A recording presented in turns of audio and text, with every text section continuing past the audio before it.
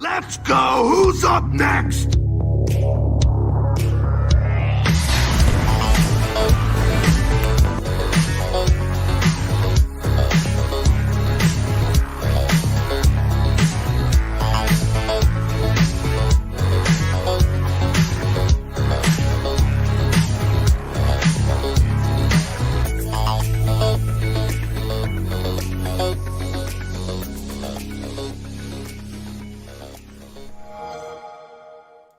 Welcome, Internet, to the Xbox Empire podcast, part of the Play Some Video Games network of podcasts. I'm Elaine.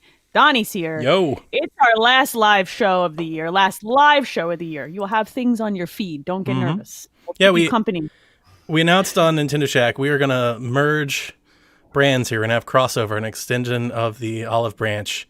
Yeah. We're going to have a Shack and an Empire talks our favorite games of the year. That'll come up next week that we're going to record.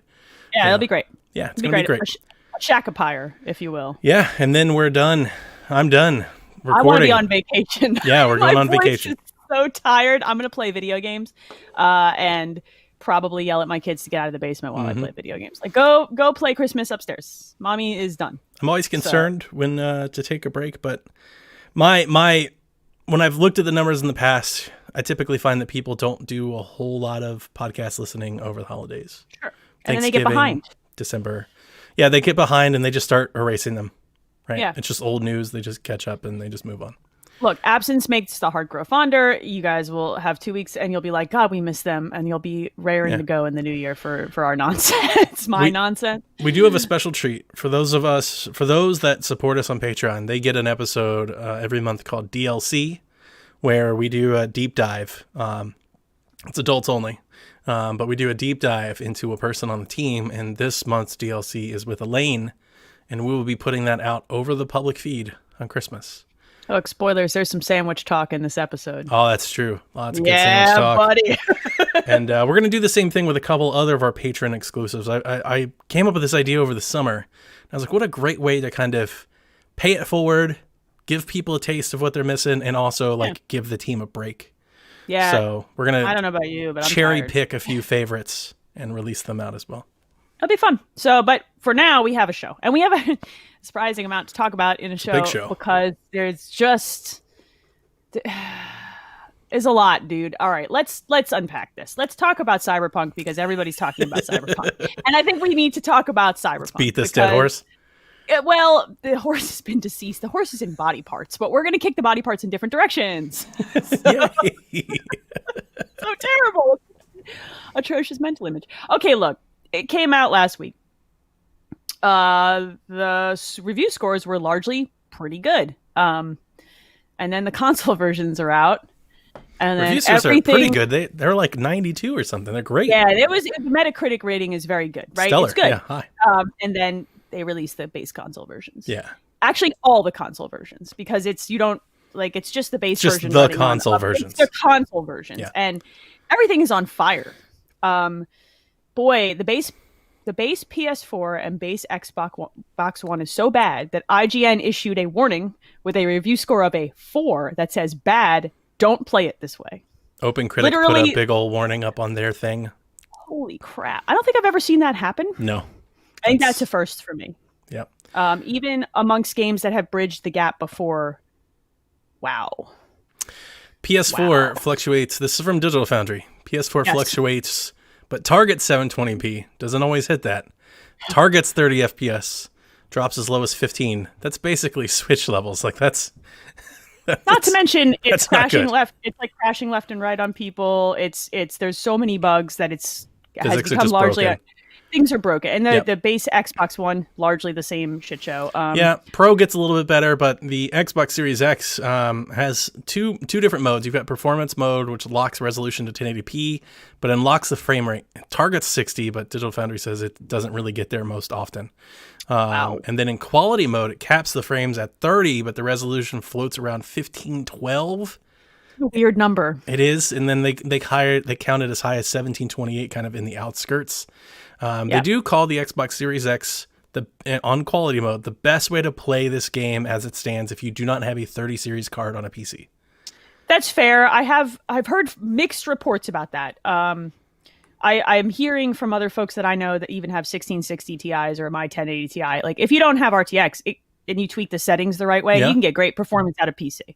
The Xbox Series X has been noted as the better of the console versions for sure. Like, of anywhere to run this thing, if you have a console and have a choice, I guess it's there. But like, this thing was so bad that CD Projekt Red issued an apology 2 days ago. A literal typed out, tweeted apology about this mess, and then told people if you don't like it, go get a refund. Which made it sound like that they had greased the wheels for folks to get a refund. Like when they came out and said, like, look, if you don't want to wait for the patches, we've got patches on the way. If you don't want to wait, we encourage you to reach out and ask for refunds. They didn't say like normal refund policies apply. And they do. So just so everybody wants to know, if you bought it on a digital storefront that is not the PlayStation, and the Xbox, you got 2 hours of game time. Not even on PlayStation. You get nothing. No, PlayStation has no digital refund. Exactly. On Xbox, you have 2 hours to play, or you don't get it back. Same thing for Epic. Same thing for Steam. You tried to refund through Epic. Yeah, I'm having a lot of issues. Before we get there, they said this. They put this out. Like, contact us, get refunds. And it really didn't mean anything. How do you feel about that? Like, it meant nothing. It was just marketing spin. Like, they just, in a way, they kind of threw people at a different, like, they threw people's attention and anger at a different outlet. It's kind of, normally I wouldn't say it this way. It's kind of gross. And it's kind of gross because of the reporting that has come out since then, that they had sort of, like, if you look at the way that this arc went with the reviews, the code they released, waiting for scores, and then dumping it, they were intentionally. They intentionally held the console version. They held the console version so they wouldn't get slammed. Yep. And so, given that, then stack this review language on top. It's shitty. Like, there's no nice way to say that, and I don't usually use that language on this show. And this comes from a developer that had all of the goodwill and all of the fan fortune, everything going into it, and everybody waited, and they kept telling them, with every delay, just take your time, all the time you need. We know you're going to make a great game. And then they do this, and they basically just set it on fire. It's bad. It's real bad, and it's a bad look. And it's made a lot of people like, I love The Witcher. I do, but I don't love this. Like, I can't stand behind a developer who does this because it's intentionally misleading. Like, it's crappy. Like, you can't do that. Yep. And it's a level of crappy, as some people have been putting it, that they've never seen out of like a big budget game. If this was EA, before. People would be losing people would lose their minds. They'd be so much worse. If it was Activision, if this was Valhalla, people would be furious. But because it's CD Projekt Red, I guess a lot of people are just like giving them more benefit of the doubt. They seem to be getting somewhat of a pass, I think.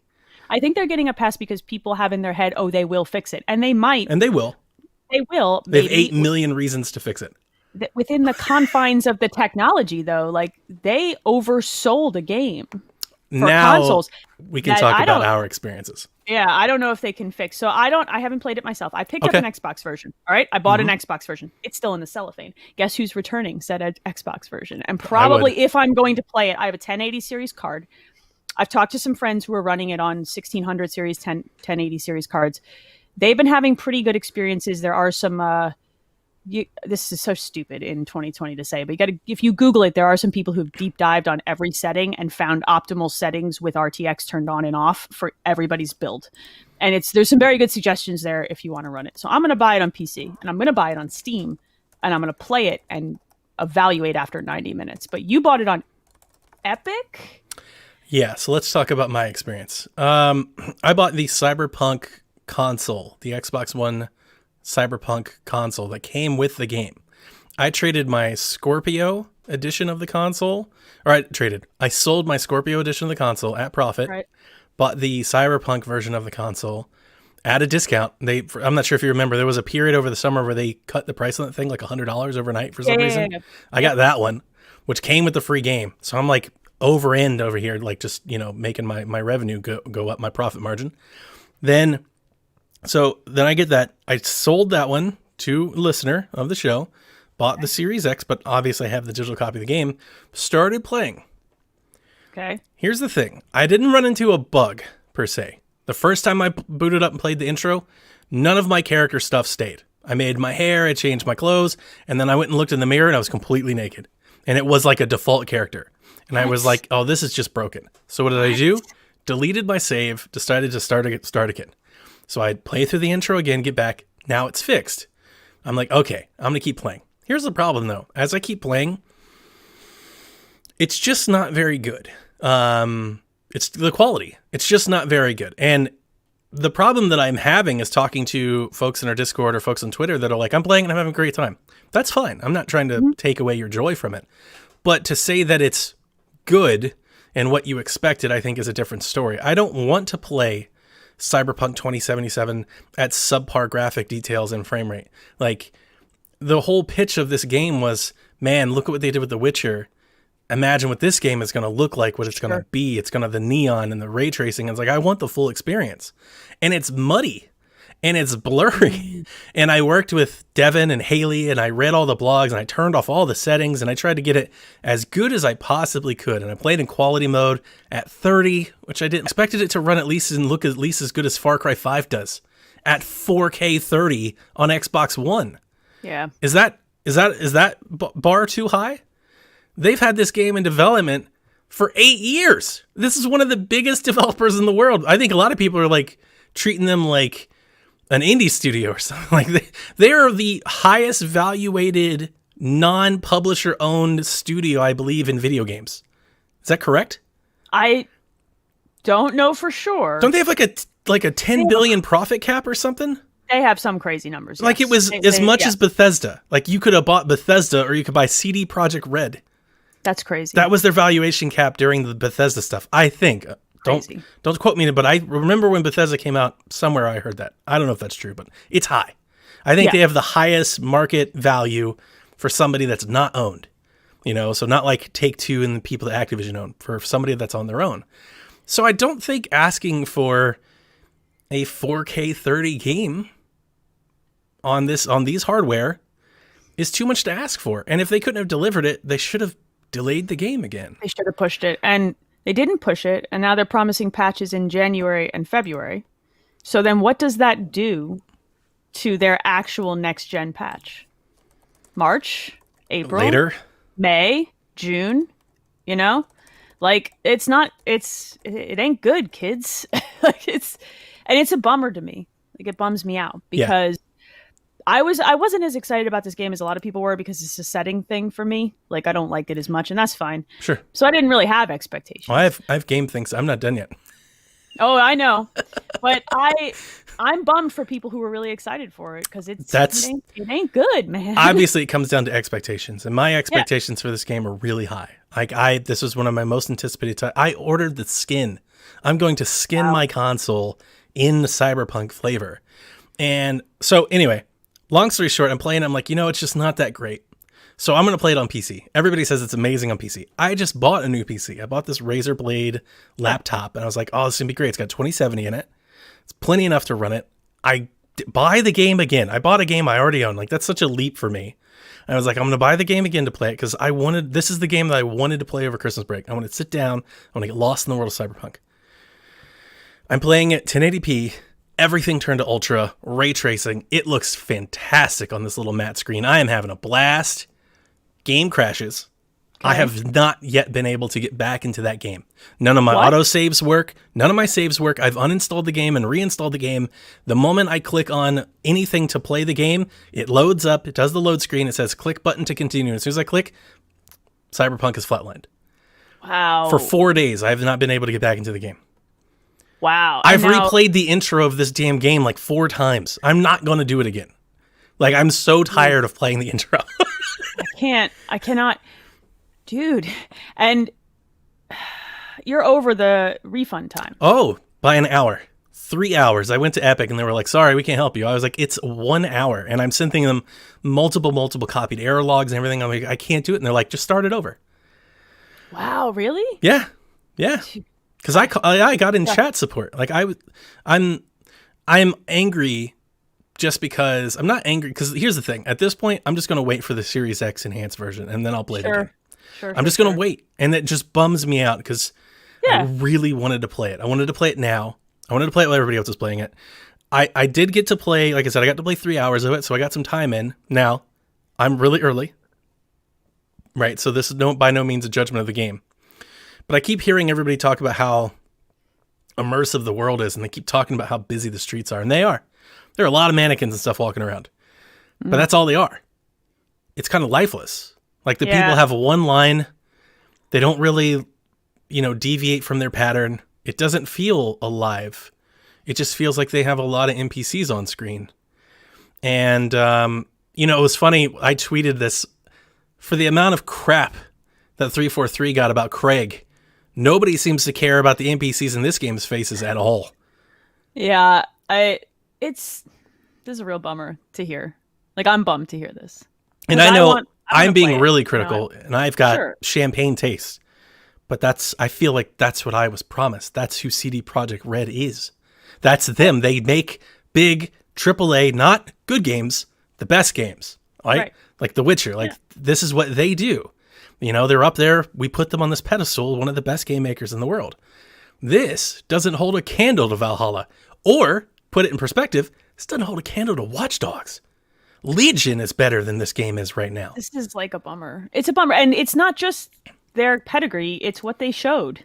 They showed this game looking beautiful. They showed all this footage. The problem is they showed it on a cream of the crop machine, and they didn't show you what it was going to look like to you on a console. And it's a bummer. I know that a lot of people are having a lot of fun with this thing too. Like there are people that are really loving it. And I heard one in-depth review that makes me a little question how much I'm going to enjoy it, because before coming into this, I openly talked to everybody, and maybe I just didn't follow it enough, and that's fine. That's not my fault. I was expecting like Far Cry, GTA, Cyberpunk world, like go get lost, like The Witcher. Sure. And it really sounds like this is more like Fallout Mass Effect. It's not necessarily about the world and the open world and getting lost in as much as it is like these narrative arcs that you go on with characters. And apparently the character building is real good. Yeah, that's kind of, it's harder to do the go and get lost in the world thing in a future world based around a city. Do you know what I mean? Like it's different than an adventure across multiple, different kinds of climates. And it's like, that's why this was the one where I was like, it's kind of samey to me. So you don't get that aspect. So the characters do have to be really good. And if the characters are good, the characters are good. That's great. Yeah. And I'll play it for that 100%. But this is why I was like, I'm not in a rush. I'm not in a rush. It's that, it was just for me that wasn't as appealing. Yeah, and I was, because I really wanted to play it. I said, I'm still getting the skin, because I think the skin looks freaking dope. That's the thing, is Cyberpunk looks dope. That's the whole point of it. It's neon. It looks awesome. Why doesn't it look great? I feel like you start there. It's got to be 4K 30. That's the bottom. It's a bummer. This makes me sad. I didn't want them. Like people are like, look how many people in the street. It's like, well, then take them away. It's not helping the game. Get them out. Get them out. The cars. Get them out. Yeah, it needed to be delayed by far. And, they came out today with GameStop. Did you see that article? I did. I want to say that Klepek had posted, Patrick Klepek on Twitter had posted this discussion. There was GameStop, telling people, they're telling people, they were turning people away asking for refunds, pointing them back to CD Projekt Red, but they let a slip in there. And I think this is just a slip. I don't necessarily believe in it. I don't want to give myself any undue hope, but they said that it's possible that CD Projekt Red may do their own refunds. I did see that, but I think that was just GameStop diverting attention. I agree. I didn't want to put too much faith in that. I don't think that has anything to do with something they know. I think that was all them going. When I was on the chat with Epic, I just asked for a credit. I was like, I don't even want the money back. Like, just let me buy another game. Yeah, any other game. Like, it doesn't work. And they're like, well, have you? And I did all the things. I jumped through all the hoops. I did the error log. I uninstalled and reinstalled the game, and it just keeps failing. And they're like, well, you have to delete your save. And I'm like, I'm not. I refuse to do this again. I'm done. I'd be done too. I'm beaten. You broke me, Cyberpunk. Yeah. You broke me. Oh, you killed it. Like I said, I'm going to return. The nice thing about the COVID stuff and it being the holidays is the return windows for everything are huge right now. They're also big just because I spend too much money at Best Buy and they give me like a 30 or 45 day window. I wish I would have bought it physically at this point. That's why this is one of the reasons. Well, if I had opened it, it would have been game over. I couldn't have returned it. Once the cellophane is off, you can't do that, right? But I thought I was never going to get rid of this game. I was going to have this game forever. I was going to play it forever. So I was definitely going to love it. It's got Keanu Reeves, right? Ray tracing, neon, the whole thing. This is like a game made for you until it wasn't. And it's fine. I'm still excited for it. When they fix it, when they release the next gen patch, when I can play it as it's meant to be played. Agree. then I'm going to play it. I might stick it on my PC over the holidays. It depends. It depends on other stuff I want to play. I hope the story isn't written in stone about this by the time that comes, because it could be next fall. It's The Witcher they spent a long time with. Yeah. Witcher 3. They spent a long time with The Witcher 3. It was fine at release. I played it at release. It is a much better game now. Yeah. After multiple patches and different control methods and tweaks, and it's a much better game now, but it's a much better game years later. Mm-hmm. You know, like I would recommend The Witcher 3 now. Would I have recommended it at launch? I don't know that I could have. And even with the people that have the new 30 series cards, like they're not getting 4K 60 and cars are still flying in the air and things. I saw somebody sent me a video today. They tried to jump through a window and it shot them like 4,000 feet backwards. The actual like bugs are still there, even if you have a beefy card to throw at the frames. Yeah, it's still a mess. And turning on RTX tanks the frames for everybody, and that's even with DLS. At one point I had this game running at 100 frames a second, and then I turned on ray tracing and DLS and dropped all the way down to like 40. Yeah, it'll dump 100%. Like you can throw power at it to get the frames back out, but apparently no one can run this thing at max settings with RTX on. Now you're a PC person, and since Game Tech got canceled, let me riff for you a little Game Tech stuff, because I'm not a PC gamer. I had somebody ask me today, he's like, well, did you jump through your logs? And I was like, I'm not doing that. It's a lot of work. That's why that's why I don't buy games here. So I was playing it just in 1080 with ultra settings and ray tracing on my 15-inch screen on the laptop. It looked awesome for the 3 hours that it ran. I was like, this looks great. Like, how does this look so good at 1080 when the whole world keeps talking about 4K? Because it looked fantastic. It looked really sharp. I took some pictures. I mean, it was really nice. I do not have a 4K ultra-wide monitor. My ultra-wide runs at 1440, I think. I'd have to double check. But I don't push 4K from my PC. I can. I don't. I can't push RTX either. I don't have an RTX card. So that absolves me of that problem, which is great. So the 1080 Ti that I have can push this game probably onto my ultra-wide beautifully. I bet you I still get up above 60 frames. And it'd be lovely. Nice. But do I want to comb through a bunch of error logs? I don't know. Yeah. Do I want to tweak 4,000 settings? Because there are a lot. I have to decide. I think I let that person down. He was like, did you get any error logs? He started sending me file paths and stuff. And I was like, this is where I quit. Yeah. See, instead of doing this, I'd rather go play a different Xbox game. That's kind of where I land most of the time. Even on PC, I don't have as much patience to tweak because I don't have as much time. Like if it works, and it's awesome. Like I played Assassin's Creed Odyssey on PC and it was great. I played it in ultra wide and it ran without me having to mess with it. Right. Yeah. If I have to turn every dial for 4 hours, I could just be playing something else for 4 hours. And that's the thing, just to get it good, not like great, good. Right. I thought you're supposed to turn all the dials and everything to like, look what it can really do. Not for it to be like, see, I got 30 frames. It's like, that's it. You spent an hour and a half. Look, I got it to be stable in 3 hours. Like that's the kind of stuff I don't have patience for. I'll tweak the dials to make it run a little better here and there as I'm going through it or every time I boot it. But if I have to spend 3 hours just getting the game to like stabilize, no, I won't do it. My biggest issue with the Epic guys when they were like, you have to like start a new save. I was like, but how can you like assure me this is not going to happen again? It's another 3 hours down the drain. It's such a bummer. Like that you should even have to be in that position with this game. That sucks. The GameStop leak also said that the next patch is on the 21st of December. Yeah, there's like the big patch next week. They've hot fixed it once. Yep. And I went back to it on Xbox. It's still look. I'm not. I know Eric's in the chat and he's liking and all that. And I'm not trying to take anybody's joy. If you like it, it's fine.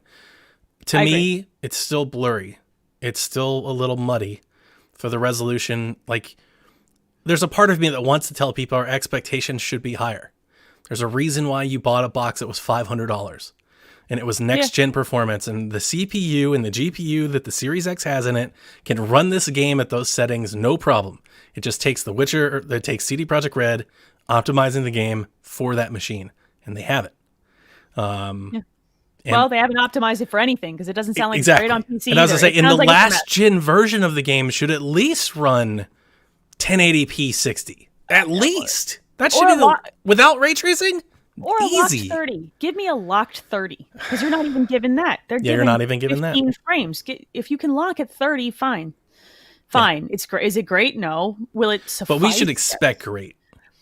We shouldn't expect great out of a base level PS4 at this point. No. That's right. Okay. You're lucky that you have it. Like that. You're lucky that you have it. I get it. Now there are also, I don't want to drag this out as a long thing, but there have been a lot of people on Twitter going, see, this is why you can't have cross-gen games. See, this held this version of the game back. It didn't. CD Projekt Red held the version of this game back. It's never been a matter of making the game scale. That's not the issue. It's the time that it takes to invest into it to make the game scale. Now, if you want to say they need to not invest that time and put it towards the newer box, that's totally fine. But that doesn't mean that it can't happen. Doom Eternal is running great on Switch. It can totally happen. It can happen. You have to sacrifice some things to an elder god, but it'll be fine. It's just a matter of investment. What do you want to invest? A liver, 2 kidneys? It'll be fine. Panic Button is actually making deals with the devil. They're different. They needed to delay the game. I love that. I love that people went, this is why cross-gen is bad. It's like, why are you not holding CD Projekt Red accountable for this? It's not the cross-gen. It's them. Yeah, I agree. This was their boo-boo because it's not even running well for a lot of people on PC. Let's be serious here. Like it's got issues. It's across the board, and they were deceitful about the issues. That's worse. Like it's worse that they tried to hide it and then blame someone else and not let Microsoft and Sony know. Like it went through CERT, but people need to understand when it goes through CERT, that doesn't mean it's good. That means it won't brick your system. Well, that's all that CERT means. Jeff's thing said that they didn't do full CERT, and they did a partial. Right, and that the epilepsy trigger thing could possibly legally force PlayStation to support some sort of refund policy. And he was like, I wonder how upset Sony is at these people right now. Yeah, like there have been some articles that are written about how big games go through CERT versus how, because indies have gotten hammered on performance through CERT, but AAA games don't ever. Like there is a sort of dichotomy there, and there's different rules for different players. So that's a whole other conversation. Dude, this is a mess. It's a mess. It's a mess. This is not what we wanted. No. I've been so excited for so long. I've been talking about this game for 2 years. Like, I was all in, and I'm not the Witcher guy. I'm not one of these CD Projekt faithfuls. Like, The Witcher didn't do it for me, but this one I was like, this is going to do it. It's a shooter. It's got guns. It's first person. I was like, it's Far Cry. I thought it was going to be awesome, and maybe it is. It will be. The people that reviewed it, they love it. I just haven't got a chance to see it yet.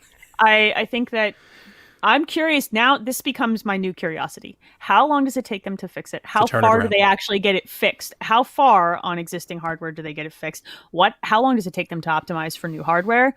How long does it take them to dig themselves from the 12-foot hole they're in right And we've now? seen great redemption stories. That's been like a trend this entire generation. We've seen one after the other, but CD Projekt Red shouldn't be redeeming themselves. They had 8 million pre-orders. They are playing with house money.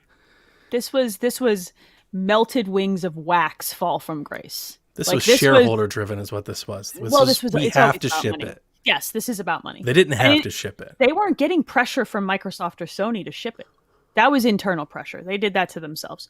I'm really curious to see how slowly or quickly they dig themselves out of this hole and how many fascinating stories come out of it, because it's a mess and it's disappointing. Yeah, we will see.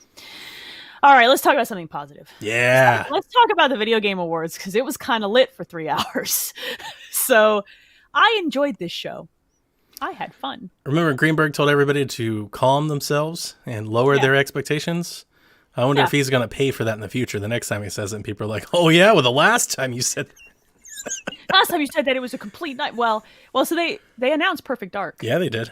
They announced Perfect Dark. It looked friggin' awesome, didn't it? They showed nothing. But it looks conceptually, great. It looked awesome. Yes, I'm here for In the world of conceptual trailers, that was an awesome one. It was a good trailer. Yeah. It was a great reveal. It was a good pan through. It had good vibes. It had good music. Joanna at the end. Get the little high moment. I'm going to do that. It's good. I'm excited. I'm excited. I'm stoked. I'm curious when it's set.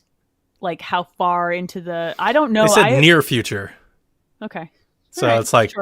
Sure. 2085 or something.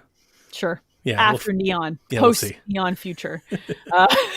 It's just like post cars flying through the air future.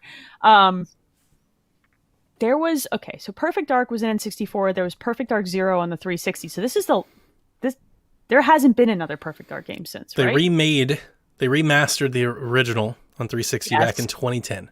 This is the first new Perfect Dark game since Perfect Dark Zero launched on 360. Or launched thus 360. It was a launch game. It launched. Yeah, it was a launch game because I bought it with my 360. Of course you did. And folks, you can play the game on Game Pass, Rare Replay. You can play Perfect Dark Zero if you want. I played it. We made it very far into the show before we mentioned Game Pass. Podcast. I'm very proud of us. I'm excited about that game. It's probably years away. We're probably talking 2023, but it's exciting. I would agree with you, except the initiative has been a thing for a while. We've been waiting on it for a couple years. Now, that doesn't mean the whole team has been together. I agree. I think this game is in pre-pro. So, yes. 2023. I think with 2022 at the earliest. 2023 possibly. If we hadn't had 2020 as a COVID year, I'd say I agree with 2022. I think 2023 because that's just the situation we're in here. There's no choice. There's been there was a developer interview. It's very good. It got dumped right after, and it's very cool. With the initiative studio head, he had like 10 years with Crystal Dynamics, right? Yep. Daryl Gallagher rebooted Tomb Raider. Yep, and dude, those were great games. Be excited, and when you see that conceptual trailer, and you see the legacy where these people come from, the studio head and the developer head, and you know that they've brought on writers from Naughty Dog and all these other, they have an Avengers team of talent that the initiative is acquiring over there. Like, be excited. This is going to be a good video game. May not be the best video game, may not be a 10 out of 10, but I have no qualms that this is going to be a very good quality AAA video game. Yeah, I'm pumped, and I'm not a Perfect Dark fan, but I'm excited. Oh, and I am. I know you. Oh, sweetie, I know who you are. Very excited to see Perfect Dark come back. I am not. I am one of the few Nintendo fans that like that Microsoft has Rare, and I wish they do more with those IPs. And I don't care that they're not with Nintendo anymore. I don't wax nostalgic about retro in 1997. It's like it's a new world, but for the longest time, I've been predicting that they would do something with Yuka or Banjo or like Yuka Banjo or Perfect Dark. It's just like they're short an IP. It makes more sense to bring one back. And I think these are the right folks to do it. I think they've got the chops. They did say it was going to be an FPS, which I wouldn't have been opposed if it was an action like an over the shoulder or third person shooter. But I'm happy that they're keeping it Perfect Dark. Yeah, and I think you kind of have to. I feel like it would be disingenuous to make it would be different, but I'm kind of tired of the third person action shooter. Fair. I could go for a first person. And now a lot of people say that Xbox has too many shooters, and that's what I was thinking maybe that they would kind of differentiate. But I love it, and I'm so excited. And I mean, I'm emergency manager. All the disaster, post-apocalyptic climate stuff, I'm here for it. Absolutely. Let's all of go, it. Boys. Hurricanes, windstorms, mudslides. I want to do all of it. It sounds amazing. Let's shoot through all of it. Yeah. I'm a fan of that. I want to shoot stuff. I want to shoot stuff with her. I also love her as a character. Joanna's great. Yeah. Like, she's rad. Come on. Kick-ass female characters. Put her in Smash. Every time. Sure. Better than the doofus we just put in. We're not doing this today. Way better than soft or whatever. Blah, blah, blah.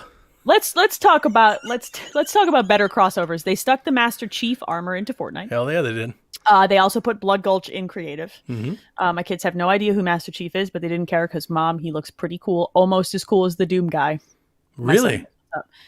My son thinks his armor is cool. Jack, ecstatic. I bought it right away. He's playing all night long. He's awesome. Through the moon. He started playing Halo Wars today. He wants the Halo pop. He's dying for the Halo pop. He's like losing his mind. He wants one so bad. That's fun. That's so fun that he's like into it. Hey, kid, Game Pass. Here, have every Halo game. People are really... what I was going to say on Nintendo Shack, there's probably a lot of people that have lapsed on Xbox since 2005 that are really excited to play as Master Chief in Fortnite, and that'll probably alleviate their need for like a Halo game.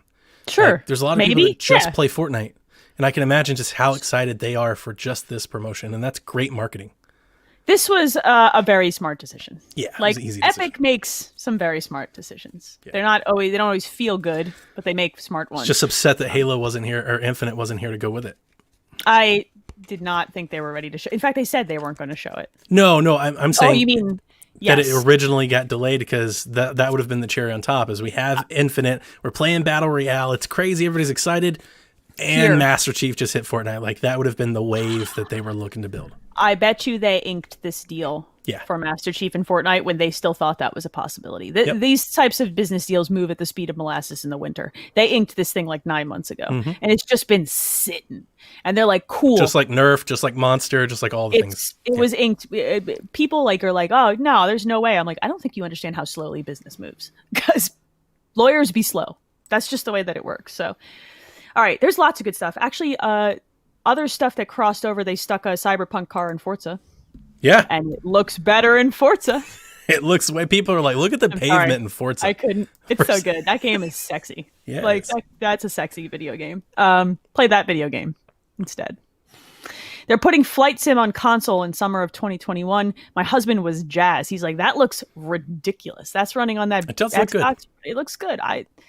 I crashed the planes. I'm not a good pilot. I do not want to play this game. It is so involved and so hard. And I played it on my PC. Playing it with a controller is strange and weird. I flew like into Atlanta. I landed. I uninstalled the game. I cannot tell you that I'm excited, but you didn't have an authentic Flight Sim experience if you landed and didn't burst into flames. Land. It wasn't. I set everything to easy. Oh, okay. No, you had which was still difficult. I had so many button combos. It was like hold the trigger and down and hit A to extend the flaps and lower the gear. I was like, this is hard. Who wants to do this? We don't give pilots enough freaking credit. No. Because like their jobs are hard. Everyone's like, the autopilot. I'm like, they do it like half asleep and half drunk. They're very, no, not all of them. They're also always very calm, even when things are probably going wrong. That's true. Look, pilots are ballers, okay? Flying into like storm and stuff. Hey, we're going to have a little shake here, guys. We're going to have a little bumping. They turn off the air and they're like, Jim, this is going to get wild. Let's get those 5-point If we had like a camera in the cockpit, we see them like strapping in their seatbelt. They're like stretching. Oh, okay. They got a stress ball. Wiping their brow. Sweat pouring off of them. We don't give pilots enough credit. I know this because I'm terrible at Flight Sim, and I have assists in Flight Sim. They showed a trailer during this thing for Arc 2 with Vin Diesel's face in it that made me need to lay down, bro. Have you played Arc?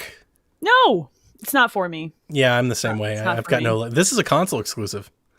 Yeah, and it's also coming to PC, correct? Yeah. Now, is it a timed console exclusive? I imagine that it is, but they were real big to say it's a console exclusive, series consoles only. Okay. I'm not going to play it. It was really weird to see Vin Diesel's face in this game. I was like, wait, strange. It was more upsetting to me that they didn't bring drunk Vin Diesel up. And I like Vin Diesel. Me too. I love Vin Diesel. But it was weird seeing him as like a loincloth Tarzan. Don't like it. I was like, what's happening? If he's not in the Fast and the Furious, I'm confused. Why didn't you just make like a Pitch Black movie or Fast and Furious movie? Why this? Don't get me started about how we need more Pitch Black games. Now I know that apparently, I look at Ark and I go, that seems hard. It's like a real heavy survival sim, right? Yes. Where you gotta eat and drink and survive and like fight all the animals. Like, no thanks. Too much free lane. That's too much for me too. I'll stick with Grounded. Sorry. Okay, that seems more your speed. Wait, we're both idiots. We're both like, that's hard. Flight Sim's hard. That looks like work. Work is hard. That looks like work. Let me shoot things. Like, yeah, can I shoot stuff? No, but you can build your own spear. I'm good. Thanks. No, that sounds hard. I'm a meathead. That's what I've become. Where's the machine games when you need one? Where are you guys at? Lots of machine guns. All of them. Yeah, just give me this first-person shooter and turn my meathead ass loose on that. That's me. All right. They showed Dragon Age in a trailer. They showed a Mass Effect trailer. It's still happening, guys. Did you like that? Did that make you happy? The Mass Effect trailer made me happy. I feel like it's pandering. Yeah, sure. It is pandering. But also, if you're going to do the thing after what they released with Andromeda, you have to pander. But it was hilarious because they were like, we're still making Mass Effect. I was like there was any doubt that you weren't. Duh. We all know that. I legitimately really do think I thought they killed it. Yeah. And I didn't hate Andromeda. We knew they're remastering it. Yeah, but that's where I thought it stopped. No. Mass Effect is a huge franchise. Andromeda put the I know it did. Emotions. Like, I have the distinction of having predicted that. There was a whole PSVG day where I said something. I think I said I was like, all of y'all are losing your minds over Andromeda. I was like, Horizon's going to outsell Andromeda, and people gave it to me. They're like, Donna, this is ridiculous. The worst thing about that for me, and I'm a pretty huge Mass Effect fan. I'll say this. I'll say I really love the trilogy, and Liara is probably my favorite of the characters. So the pandering worked. Yeah. Like I got. I'm not hating it. I felt things like that's video game marketing. Right? It was genius. That's what you do. That's what we do. We get excited for trailers.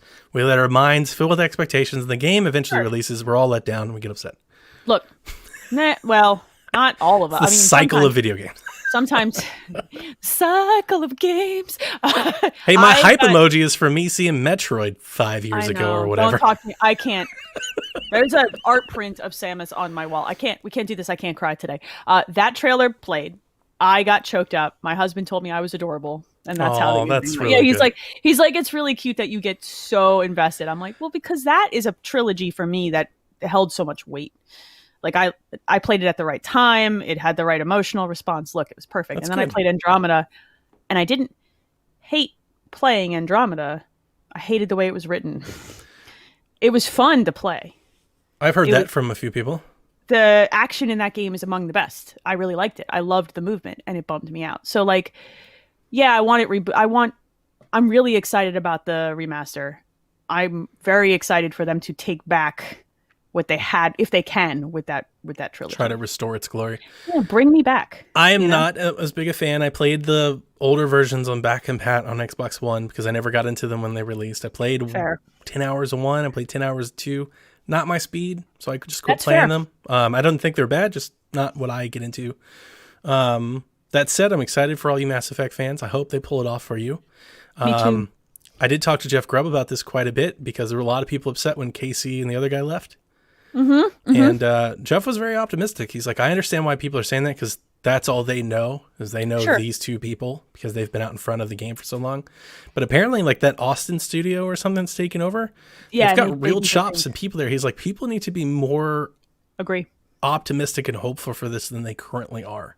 He's like, I hope they prove people wrong. He's like, because those people there are really good. I want to see people I want to see people let go of this idea that if one or two people leave a studio, it's over. Because I don't think that it's always the case. This is the backfiring part when you attach the marketing of a game to the developer. Like they want you to endear the developer to you so that you support them. But that backfires when they leave. And then you think, oh, it's got to be bad. And then you set a negative expectation. I think unlike there's 600 other people there that are making that game. And there are amazing writers. Do you think that all the writing leveled on their shoulders? No. Let these people show you what they can do. Yep. And I'm cautiously optimistic. I think that they want to show you that Andromeda could have been more. They want to bring it back. And I think they have like a stake in the game. We screwed it up last time, not this time. Do we play Perfect Dark before the next Mass Effect? Yes. Because that was my other thing when they dropped that trailer, the pandering trailer. I was like, you're going to play Mass Effect in 2027. It's going to be a while. No, 2024. I would say we play Perfect Dark first. We play Dragon Age next. Then we play Mass Effect. Yeah, Dragon. And that's why I'm thinking it's going to be a while. Dragon Age is closer. So I was thinking Dragon Age 23, 24. I'm interested to see what they do with that. I would have thought 2022, but like I would hope so. I hope so, but they could do a back-to-back years. It's a big game. And Mass Effect is too. I'm hoping that they're leveraging some of this technology. Yeah, like if you're thinking both of those games at minimum are 4-year dev cycles. But they're two different studios. Yeah. At the same time. I think they wanted to show this Mass Effect trailer at a moment when people needed impact and people needed a good vibes. They could have held this for another year though. 2024 for Mass Effect if I had to guess. I don't know anything about game dev though. I just live here. I'm excited that they announced that Scarlet Nexus is coming out this summer and showed a baller-ass trailer. Let's go. Heck yeah. We also got the Evil Dead game, which I'm excited about. Oh, let's talk about that. Is that going to be fun? I hope so. It's from the developers that made World War Z. It's published by Saber Interactive. World War Z is great. They do awesome co-op shooters, and that's what this looks like. It looks like you're going to be able to play, I think, both sides. Yeah, that's what it looked like. Yeah, so I'm only going to play this co-op with Josh. I'll play it probably one night. We'll beat the campaign and be done with it, just like I did World War Z. Sure. And I was totally fine with it. I thought it was a great game. So I'm excited. Evil Dead, my favorite horror movie. Is it? Not my favorite franchise, but like if you were to have to... One movie. There's a quintessential. This is the fan of me. I have a very hard time deciphering between these adjectives.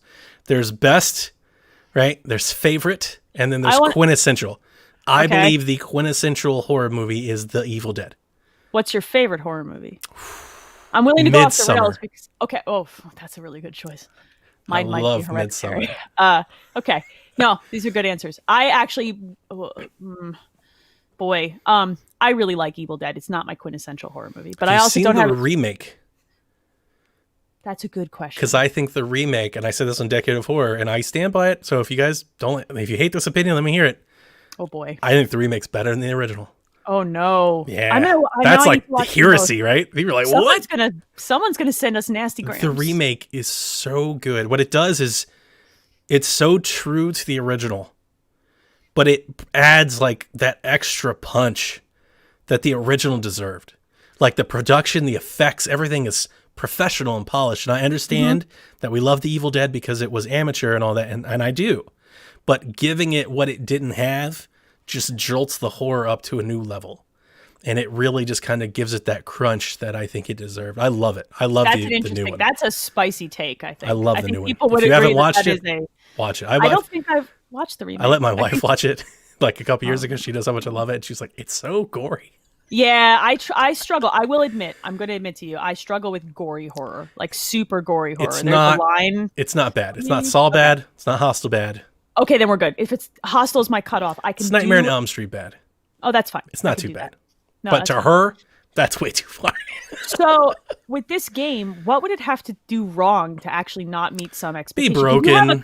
You have a campy expectation. Yeah, be broken if it didn't work. If the writing was cheesy, but the writing's going to be Bruce cheesy, Campbell. Right? Well, I mean, if it wasn't like good cheesy. Okay. Bruce Campbell's involved though, so you got to. Hopefully, it's more than just an interview. Hopefully, he's actually involved.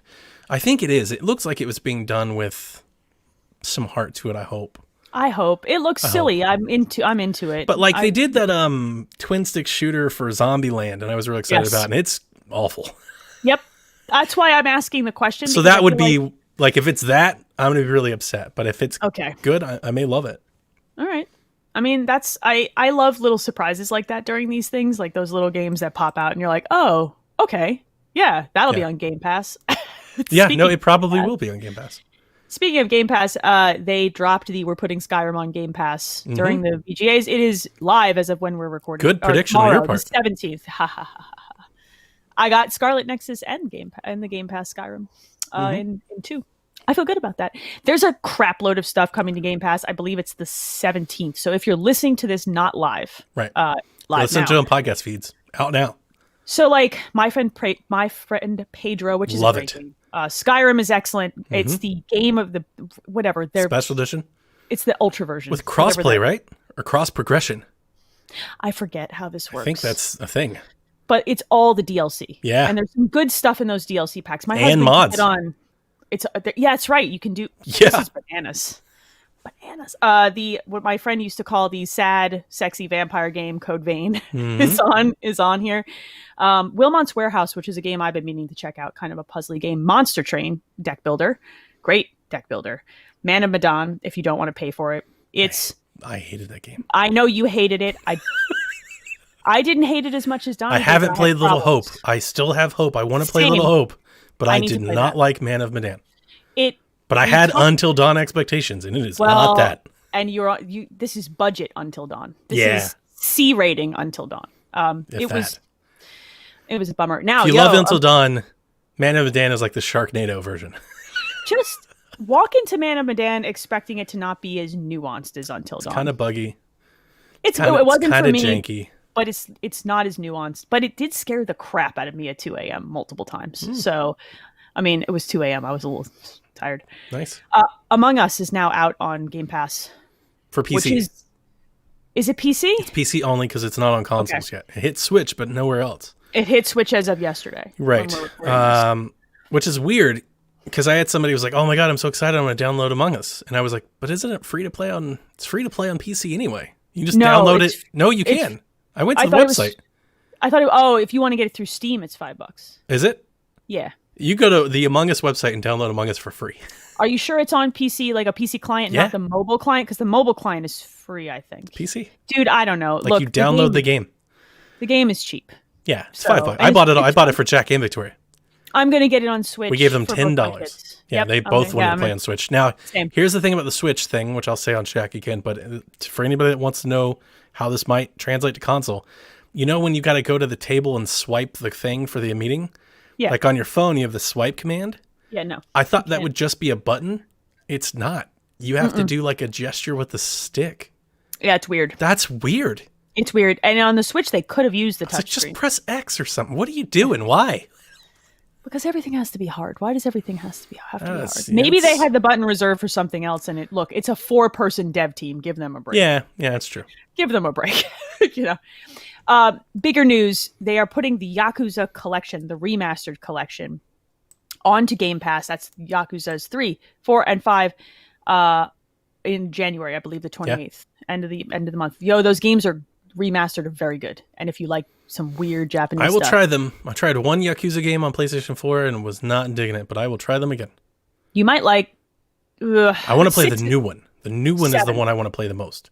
That one's a turn-based RPG. The Persona one, yeah. Like that one's the one I think has got me more interested. Because that was... I don't remember which one I played. I think it was the Song of Life, I want to say. But I didn't like the controls. I was fighting somebody in like an alley.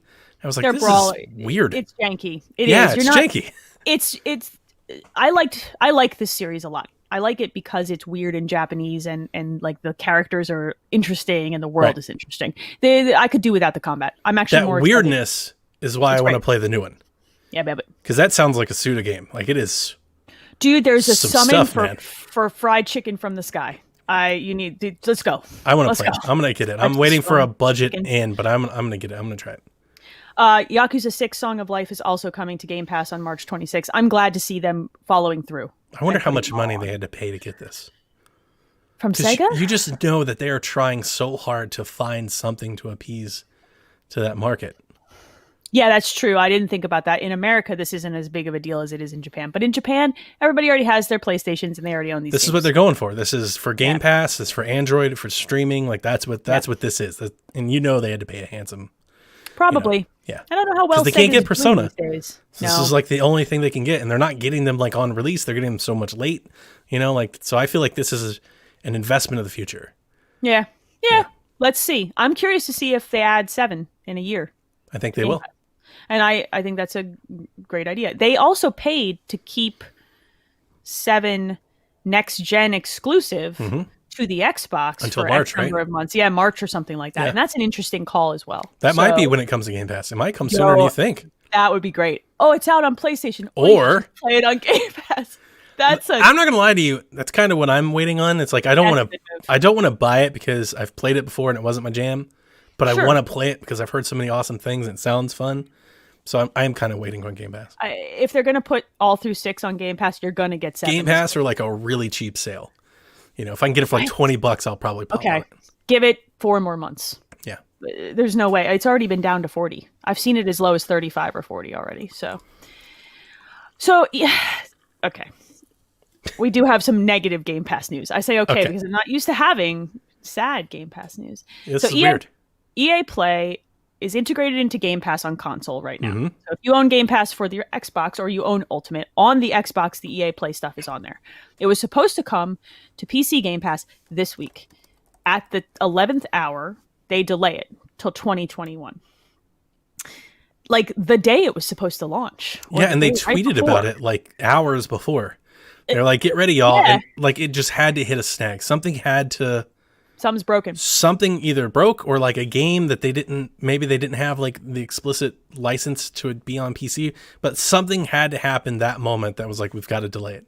Because they tweeted about it that day, and then the day before, like, it was so strange. It was all this marketing. It was like, EA. Sorry, it's delayed. It's Sorry, like, no. What's happening? I wish they would have explained that. They didn't explain it at all. No, they didn't say what happened. Did they give a date at this point? They just said 2021, early 20. It's going to be in January. I would be fascinated to know what the snag was. It's got to be some sort of licensing or I think it's a licensing thing. A lot of people are like, it's a technical issue. It's like, I don't think that's at all. Game Pass works. It's totally a technical issue. And I know because we have heavy NHL fans that, like the NHL games are not on EA Play on PC for whatever reason. There's no PC versions of those games. I'm wondering if there's something to do with something like that. Maybe. It was just weird. Like the whole timing of it was There's got to be a game, and you got to remember, a lot, at least on console, all the EA stuff is all back compat stuff too. So there's games in there 10, 15 years old. Yep. That could also be a licensing thing on a certain platform or something with another provider. There could be something there somewhere along the way. You would think they would have sorted all this out with Origin, and then they put their games on Steam and they've worked this stuff out with them. Potentially, maybe there was an issue, but I can't imagine that they would have been promoting it the day of the delay if they had an issue like that. Maybe. I would love to know. I don't think we ever will. This is one of those ones I think it'll just launch and they'll be like, it's here, and it will never come again. Yeah, and I'm only guessing. It's my only guess, but I feel like it's an educated guess.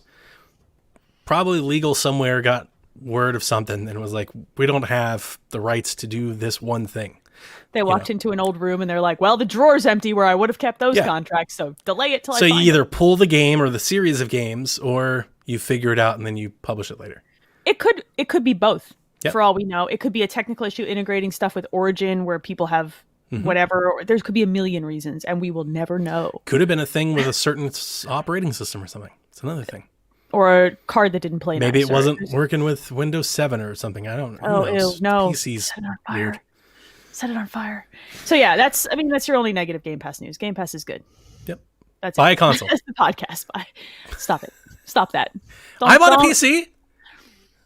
I've got two of them. I would like I've got two RTX cards. Buy a console. Buy a console, play on console. You refuse to have the PC experience where you start a game over. Oh, I had the PC experience. This is why I hate it.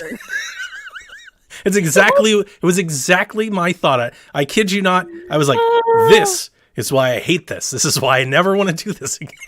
I can literally hear you grumbling like the bandits in Home Alone under your breath. Yeah. Like I can hear the Marvin Harry. I can hear it.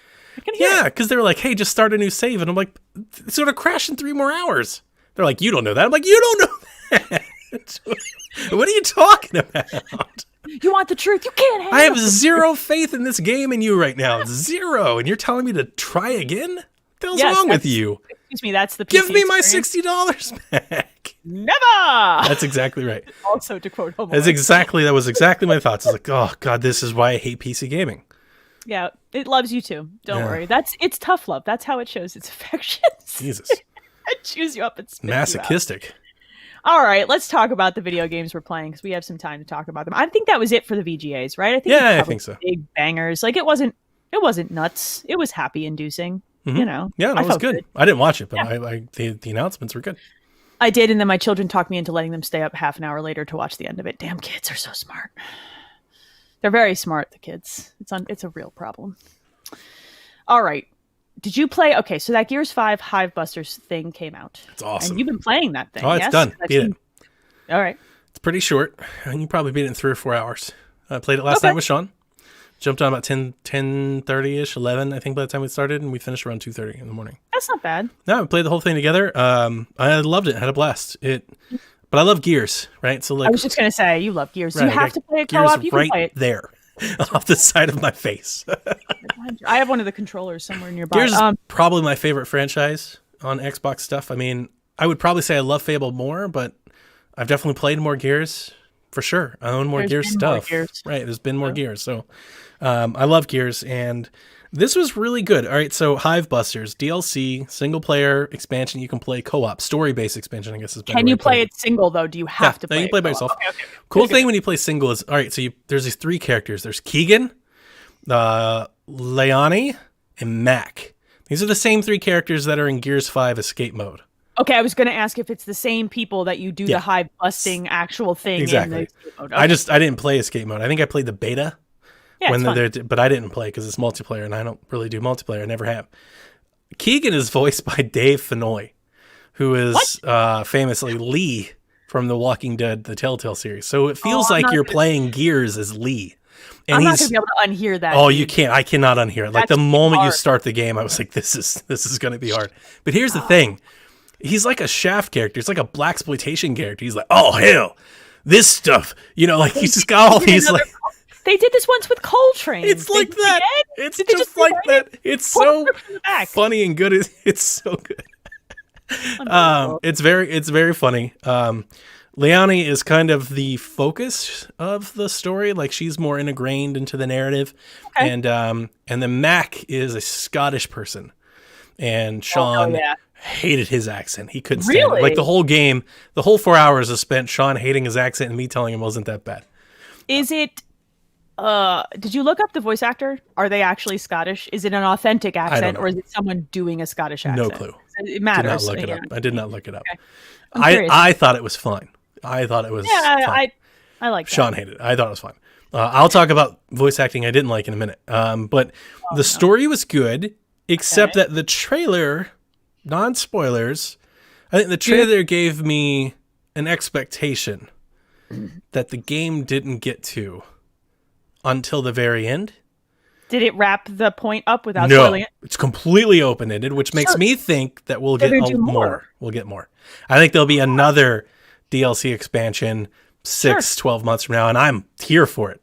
Keep giving me these. I love these. And it was a part of Game Pass Ultimate. I didn't pay anything for this little experience, and it was like I got to relive Gears again.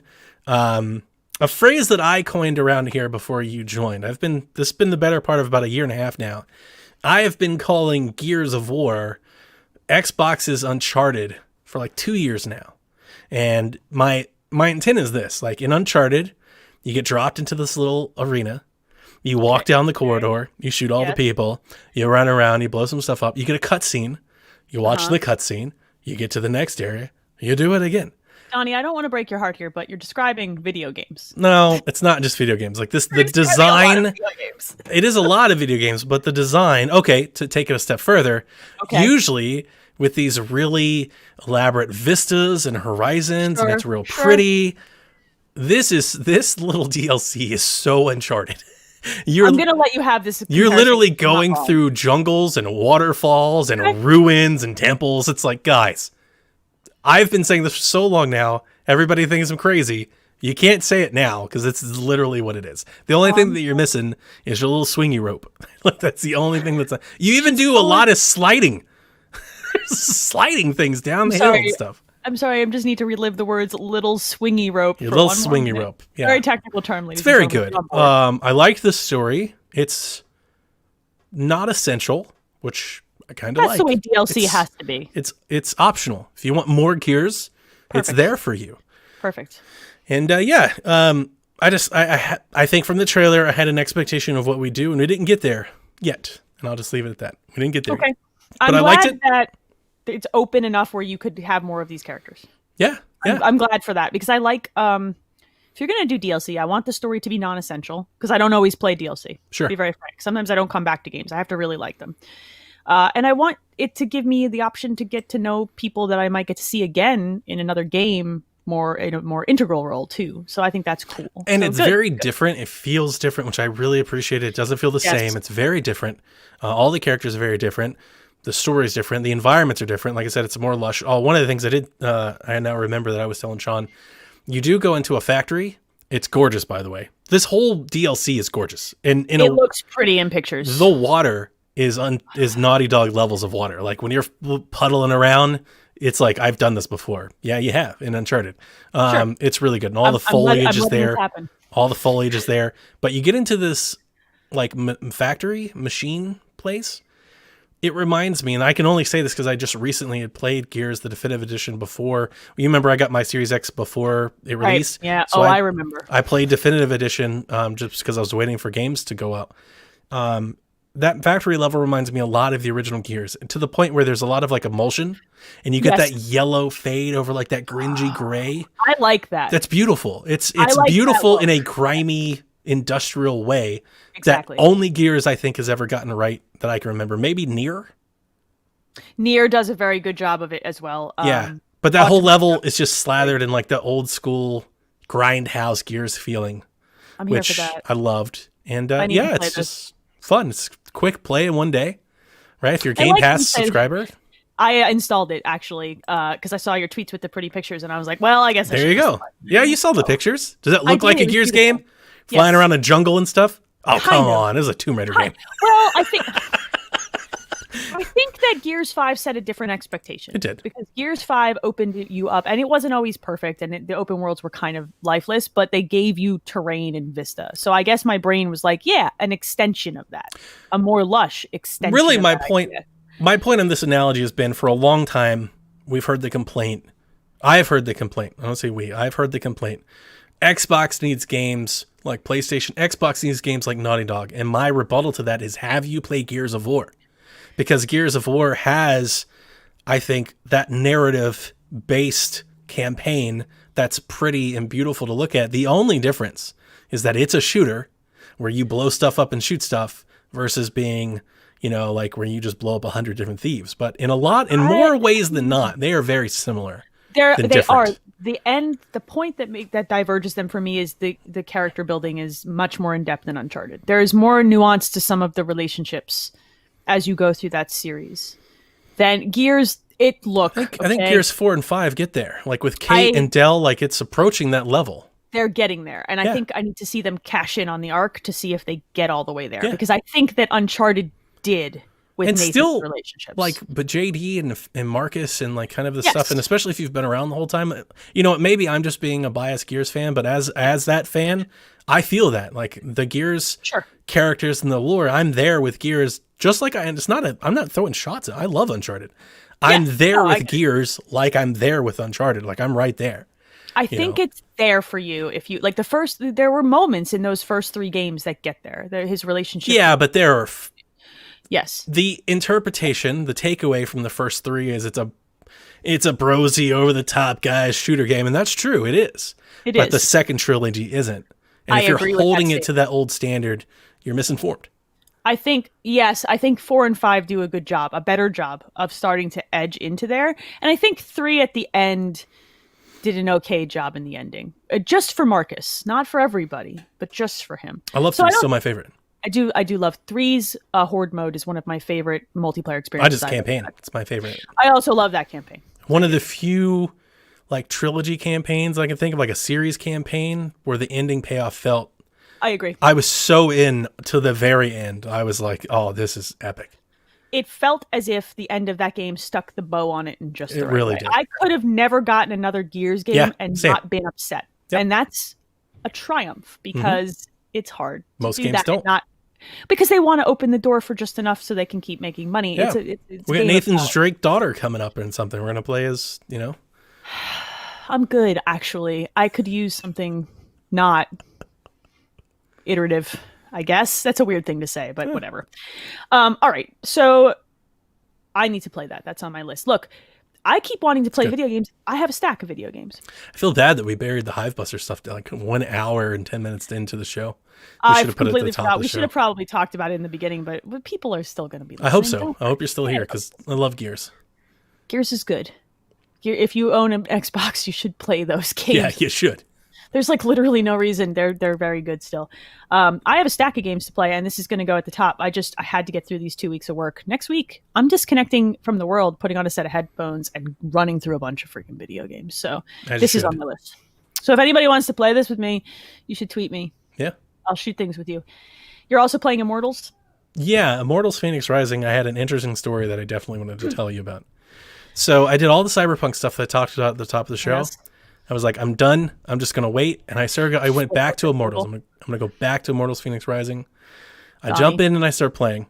I free Aphrodite. I kill her 3 people. I go and unlock the next thing and my Xbox shuts off. The X? Yeah. The Series X, just the whole thing, like in a blink of a moment, not a shutdown thing or anything. It just went off. So this is the same experience that some people, I have had one of these with my PS5. Just as a note, and other people have told me that Call of Duty has caused problems with them like this. So I'm curious, did it boot back up? It didn't. It just stayed off. I walked up, turned it back on manually. It came back on. I sat down, I opened the game, and I lost all of that progress. Whoa. Like 4 hours of game time in Phoenix Rising just gone. It just started me from the save that I had previously. Can you manually save in that game? This is a relevant question because Watch Dogs did not let you. You can. But Assassin's and you Creed can does. Manually send saves to the cloud, and it auto saves. See, I thought I was good because I knew that there were autosaves. But when I booted the console up, those autosaves weren't there. It was as if I never played that part that I had, even though I had the achievements and everything for the progress that I had made. Elaine, I was furious. You had a bad video. Furious that day. You had it was worst week. It was that I think it was Saturday. I tried to do this. I tried to do the Cyberpunk. I was talking to Epic. I tried to play Immortals. It was all going bad. I was like, I'm done. You quit video games. Seinfeld. I'm done. So you had an airing of grievances, which you're telling me you had a Festivus experience. I did. And then you flipped over a table and you gave up on video games probably for at least 12 hours. I did. I went and watched a bunch of Christmas movies. I came back the next day. I was like, I really am enjoying Phoenix. I was like, am I going to have to replay this again? I go to open it. Guess what? I get a message when I boot up the game. It's like, your save file is corrupted, but here's your restoration point. Oh. Totally redeemed yourself. Back where I was. So it was with the hours of progress. So it pulled it from the cloud. I don't know what happened. It was not there, and then it was magically there. I have an important question. After you watched all these Christmas movies, did you light any black candles? Did you make any diagrams on the floor out of salt? Did you summon Cthulhu in any way? I need to know because but you've given me some ideas. If I did put a pentagram, some candles down, I could put Chucky in it. Yes. And then just like invite Megan. Why am I encouraging this? I never thought about this though. Just put lines of salt all over your house. Oof. And when your kids ask why there's salt in lines all over the entryways, just be like, don't worry about it. He won't be back tonight. And say nothing else. They can't get through as long as you don't break the line. Then your kid is like shaking salt across their door. See, this is the kind of stuff I do to my children. This is why they're going to need therapy. I was really, really ecstatic and happy. Like my faith was restored in video game developers. I don't know what happened, and it even says like my save file that's corrupted is there. It says corrupted file, and then right underneath it is the same file that just says autosave, and it wasn't there but the day before it wasn't there. That's wild. That's actually wild to me. So it must have lived in the cloud, and maybe they had some sort of sync issue and didn't push it back. I was thinking that maybe they had some sort of server issue, and that's why my console turned off. Because that game is like always connected. Yes, but that shouldn't boot down your entire system. I don't know. Or they recognized it and they went and fetched a file or something. I don't know. I have no idea what happened. Maybe it disconnected from the server and reconnected at a later time, but it wasn't there, and then it was. So I kept playing, and ultimately, I just wanted to say I'm going to go further in depth on Shaq. I'm having a ball with it, despite the fact I really hate the story and the narrative, and I hate the voice acting. I really do. I skip through all of it. The moment they start talking, I'm like smashing the B button as fast as can. I have a friend who really I haven't played yet. I do want to play this because everybody's impressions, like reviews are middling, but everybody's like who I've talked to really likes gameplay. This. They're having a blast. Yeah. As a Zelda fan, totally great. Love it. It's Zelda. I got it on Switch because people have told me it actually runs okay. Looks a little less crisp, but it runs fine for kids. They're kids. I wouldn't have, but sure, Lane.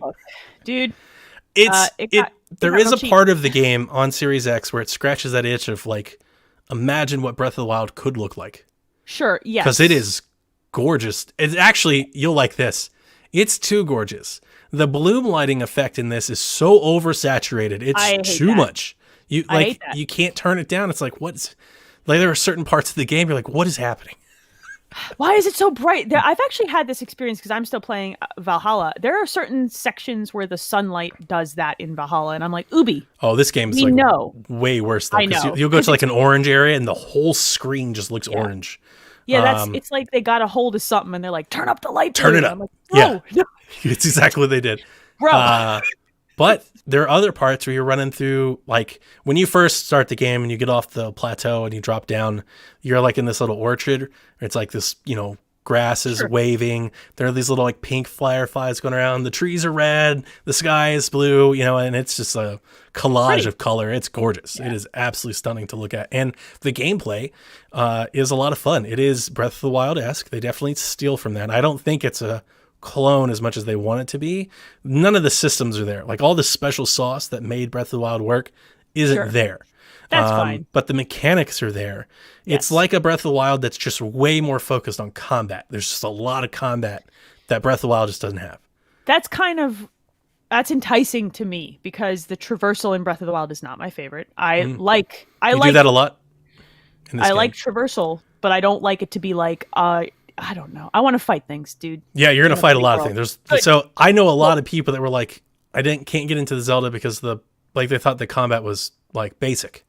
You got arrow, you got the sword attack, but this game has got all kinds of special combos and things you do, and like a lot of special enemies, a lot of varied enemy design. You fight them in the sky, you fight them on the ground, fight big minotaurs.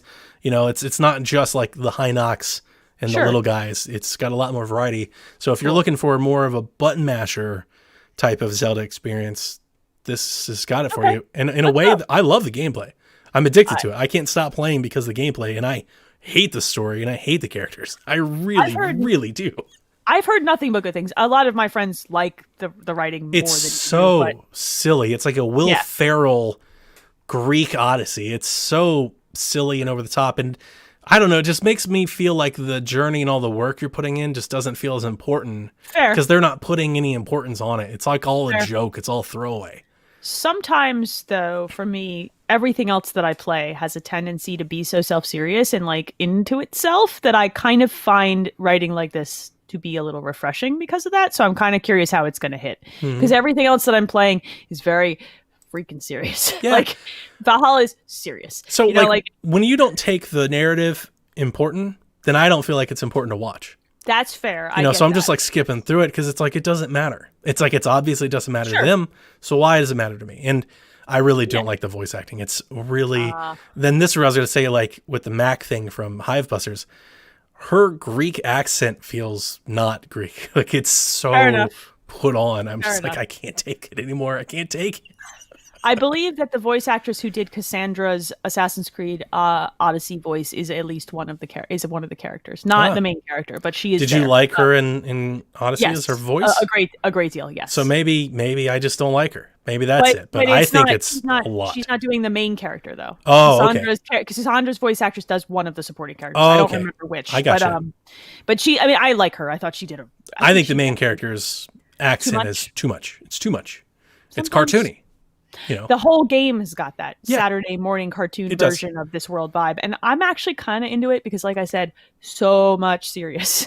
You know what I mean? Like so much heavy that I like. I'm loving the game. The shrines, it has like actual dungeons. Ooh. That was one of the things I was upset when I lost my save is I did like when you unlock the god to free the god, you have to do like, it's like a super shrine. Yes, let's go. And I did it and then I lost it.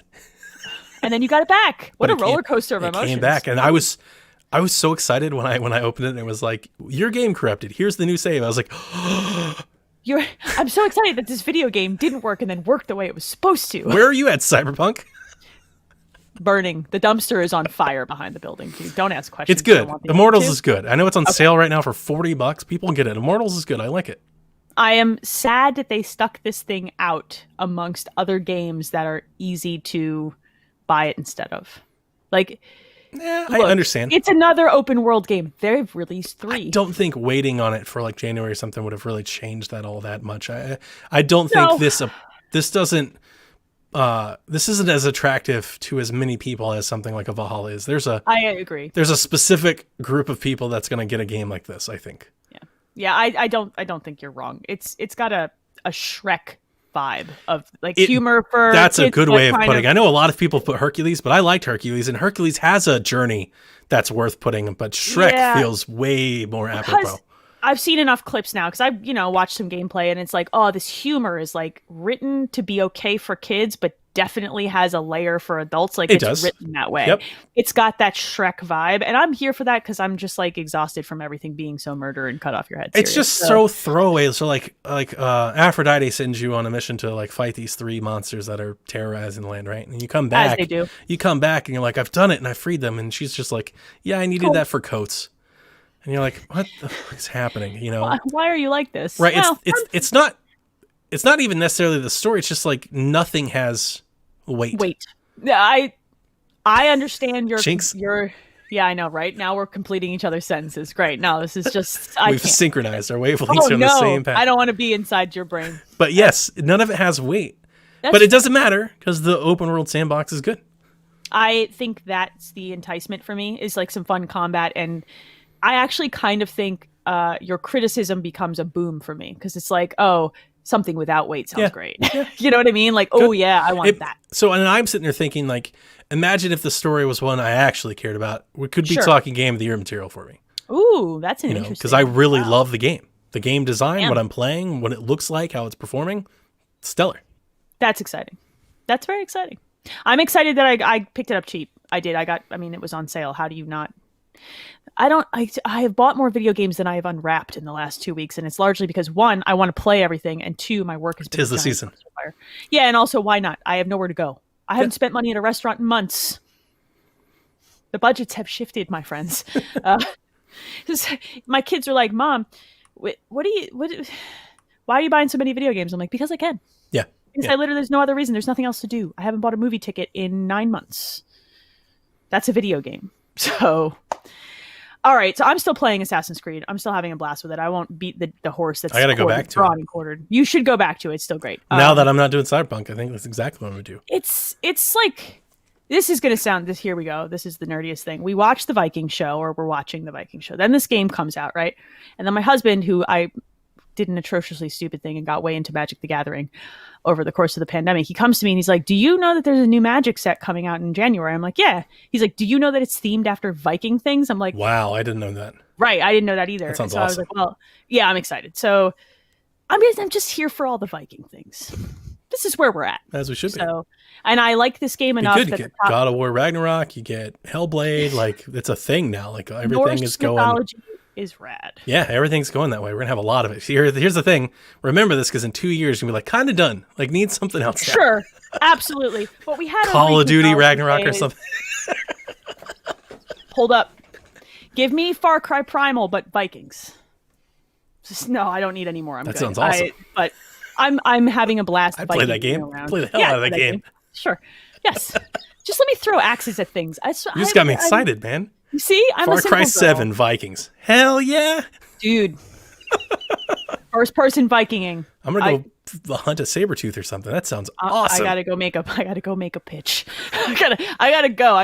pitch to a guy about a video game. I think that this game came out and I really, really wanted an open world game that I could just kind of trounce around in and like the time of the world. Like sure. Odyssey did this to me too. I love like ancient Greek stuff. It's just right. And I will continue to beat the quartered horse of how much I love it. And it might be my favorite game this year. It's up there.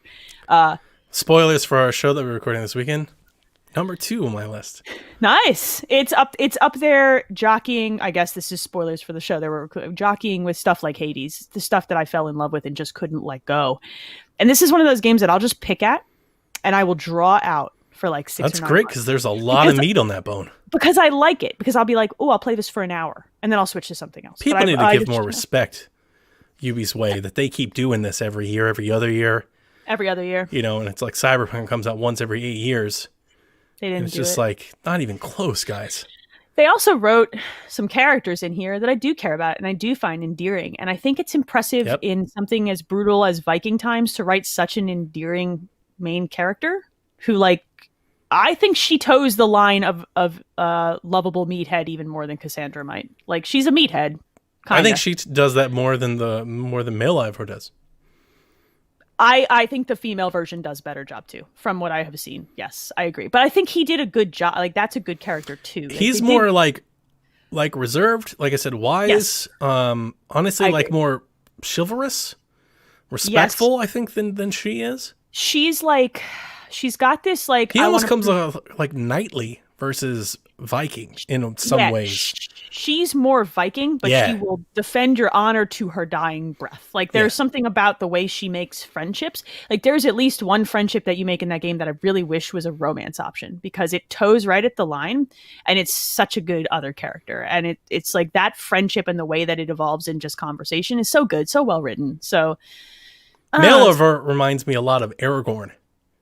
Agree. And also one or two of the very chivalrous characters from the Viking show you can see him in. Like, because I keep watching back clips to see how I do this. Yeah, he's really a good guy. Even though I'm trying to do bad stuff, he's kind of a good guy. He's just like not enough of a Viking. Yeah, he kind of isn't. He's too nice. Mm-hmm. And it's like a dude that was raised by Viking. Like he just... I'm not sitting here in 2020 saying that you should write only jerk male characters. I think a nice male character in 2020 is a good thing. I don't mind it. And I don't regret it. And I'm fine that it's different. I think I like that about it. It's a good difference to make. Like, it's easy to point out. Yes. Yeah, that he, like, so many times when there's like combat I'm like, let's raise hell, grab an axe, you know? He's just not that dude. Yeah. You know, he's so strategic. She 100% is like, will yell right up and go cut people's heads off. And I think it's cool that they did that with the female character. I think it's cool that they made her the almost borderline more hot-headed one. Or it's like 2 different games. Tougher. It's great. It's awesome. And Cyberpunk is games. 1 game on fire. I'm not going to judge. I need doing it. I know you are. I think we have a note here. What are our holiday plans? I really think, like I said, I have nowhere else to go. I kind of want to check Cyberpunk out because I want to see it now, and I want to see how it evolves. You know, I find that if you have the money to do that and buy a game when it's clearly broken, I find GameStop said that patch is a big patch. Next week. Yeah, next week. So maybe a lot of this gets. I don't know. I don't want to hope for too much, but that's what they said. Let's not go crazy here. They said a big patch. They would not have issued a public apology if one big patch would have fixed it. They would have released the patch and brushed it under the rug. Good point. That apology was out of character. So strange. It was weird. So I think my holiday plans are going to be to dig into Cyberpunk and see what the hubbub is about and see how it. Not on Xbox. We're going to play this on PC, kids. Yeah.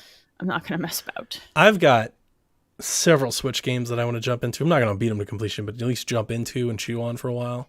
What you going to play? John Wick Hex.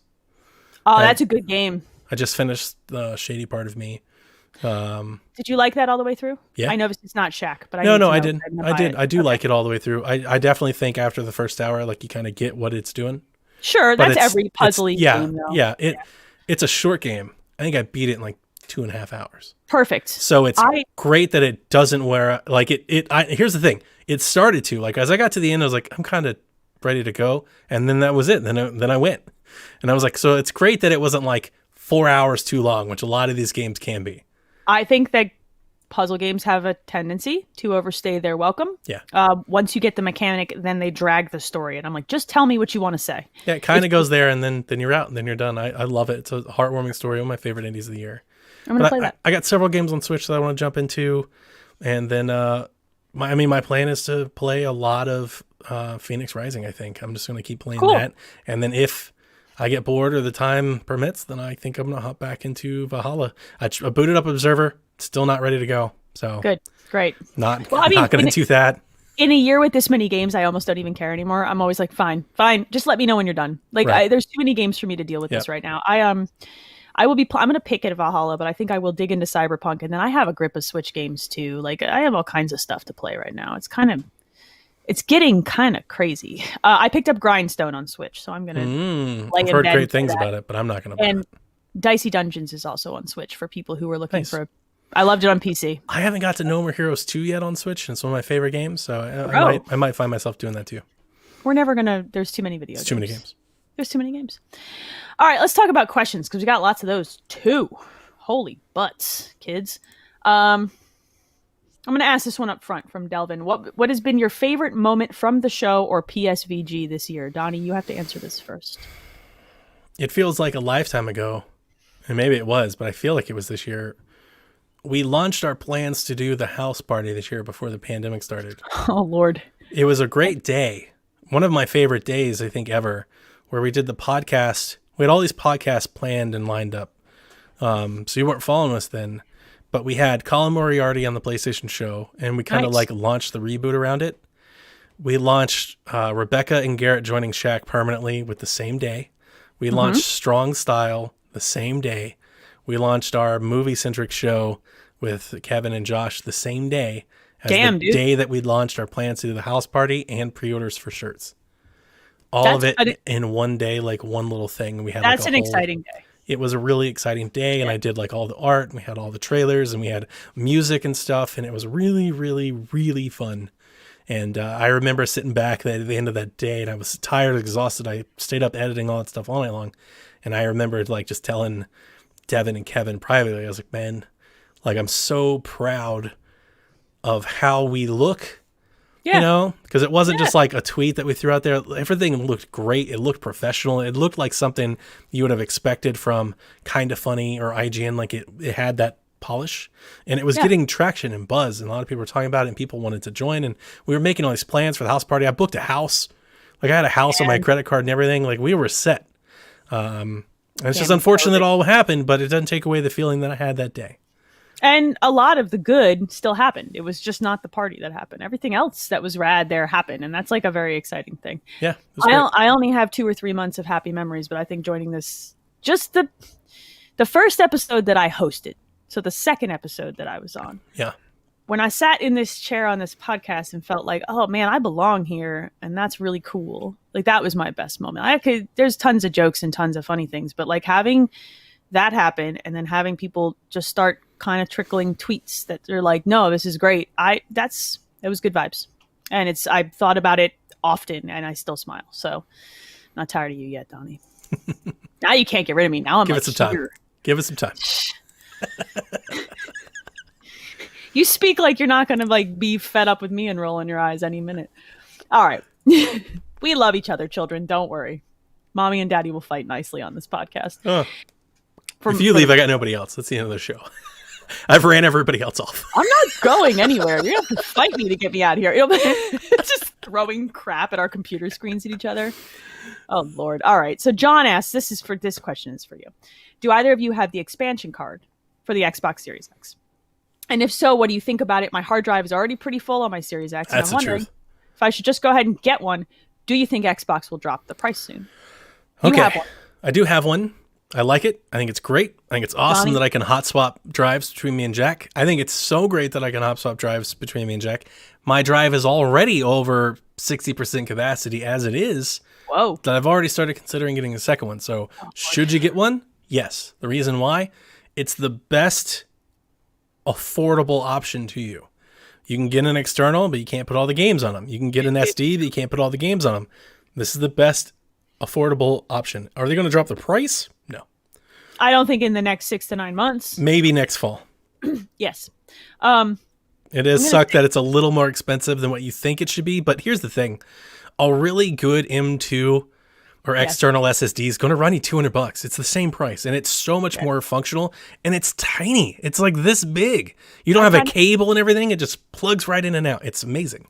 I think that's pretty cool. I've been back and forth about getting one. My because I know I don't have business class internet, so I'm getting a data cap soon. So because I'm getting a data cap soon, then my desire to delete it sucks. But I'm right at I can pay them their protection money to remove my cap. But I just don't like doing it. It still sucks. Money. I think it could be a game. It could be an indie game. It's dirty during a pandemic. It's dirty. Period. It's dirty. Period. But anyway, that aside, whole nother podcast for that argument. I have considered picking one up so that I can pull games down when I'm in off months under my cap and keep them down. That's why. So if you have the cash, I would say this is a nice little plug it in your back of your console and friggin' forget it and have double the space. I think by the time, like if I'm looking at the Series X as an investment of my main gaming hub for the next 5 or 6 years, plus Jack, I'm probably going to have 3 or 4 of these things by the time it's all said and done with. You are in fact the dragon sitting on the golden egg of video. Why delete it and re-download it again? But I will say, to my credit, I do not often re-download games. Once I am done and I delete, I'm usually finished. That's the thing that I hear most people, and that's fine. But I do replay a lot of games. Yeah, you're different than me. I think that you do double back and you like unlike a lot of people, I think consume games. Like they buy the game, they play it, and then it's gone. Like I will sit there and play an hour of a bunch of things. I'll play an hour of this, an hour of that, an hour of this, but I don't want to get rid of it because then I come back and play another hour. I do that a lot. When I finish a story, when I finish the arc of a story of a game, especially a big game, I'm usually done. It is rare for me these days to play DLC like Gears, but I kind of want more Gears, so that's an excuse. I played The Last of Us Remastered 3 or 4 times. I've done Infamous 2 times. I've done Uncharted 4 twice. If I like a game, I'll definitely go back and replay it. There are a couple of games that obviously, like I've played Persona. Played Fable 2 and 3 on Xbox One again. I've replayed Nier Automata. Forza Horizon 3. I restarted and I played that again. I just played Gears Definitive Edition again. I do this often. I do that. So often, yeah. I'm a little different.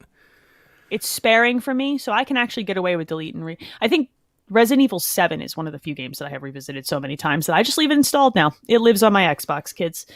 So I don't know. Look, if you're going to... It's a set it and forget it purchase. If you got a little budget... It really is. Put it on your Christmas list. Have somebody help you, knock the price down a bit if it's a little too much for you. I know it seems like a lot when you weigh it against the cost of the console. Correct. But it's not a lot when you weigh it against the cost of storage. Look at it that way and feel better about purchase.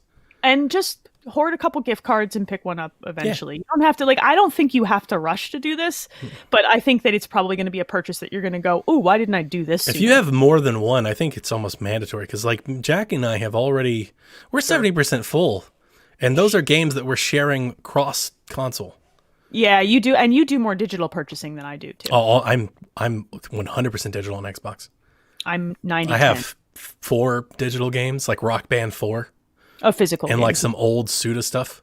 No, I buy a lot of discs. I like discs. I'm like an old hoarder.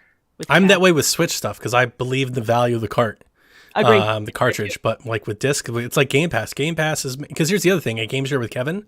So it's like, do I want to save or have the money for the disc, or do I want to give him the 60 and let Kevin play too? It's like that extra buy one get one feeling. I'm all digital. You guys have a value-added proposition there. I don't. It's just me. So, Let's see. Josh, what are some of your favorite Series X experiences while revisiting older enhanced games? Sorry, I just saw a wall of...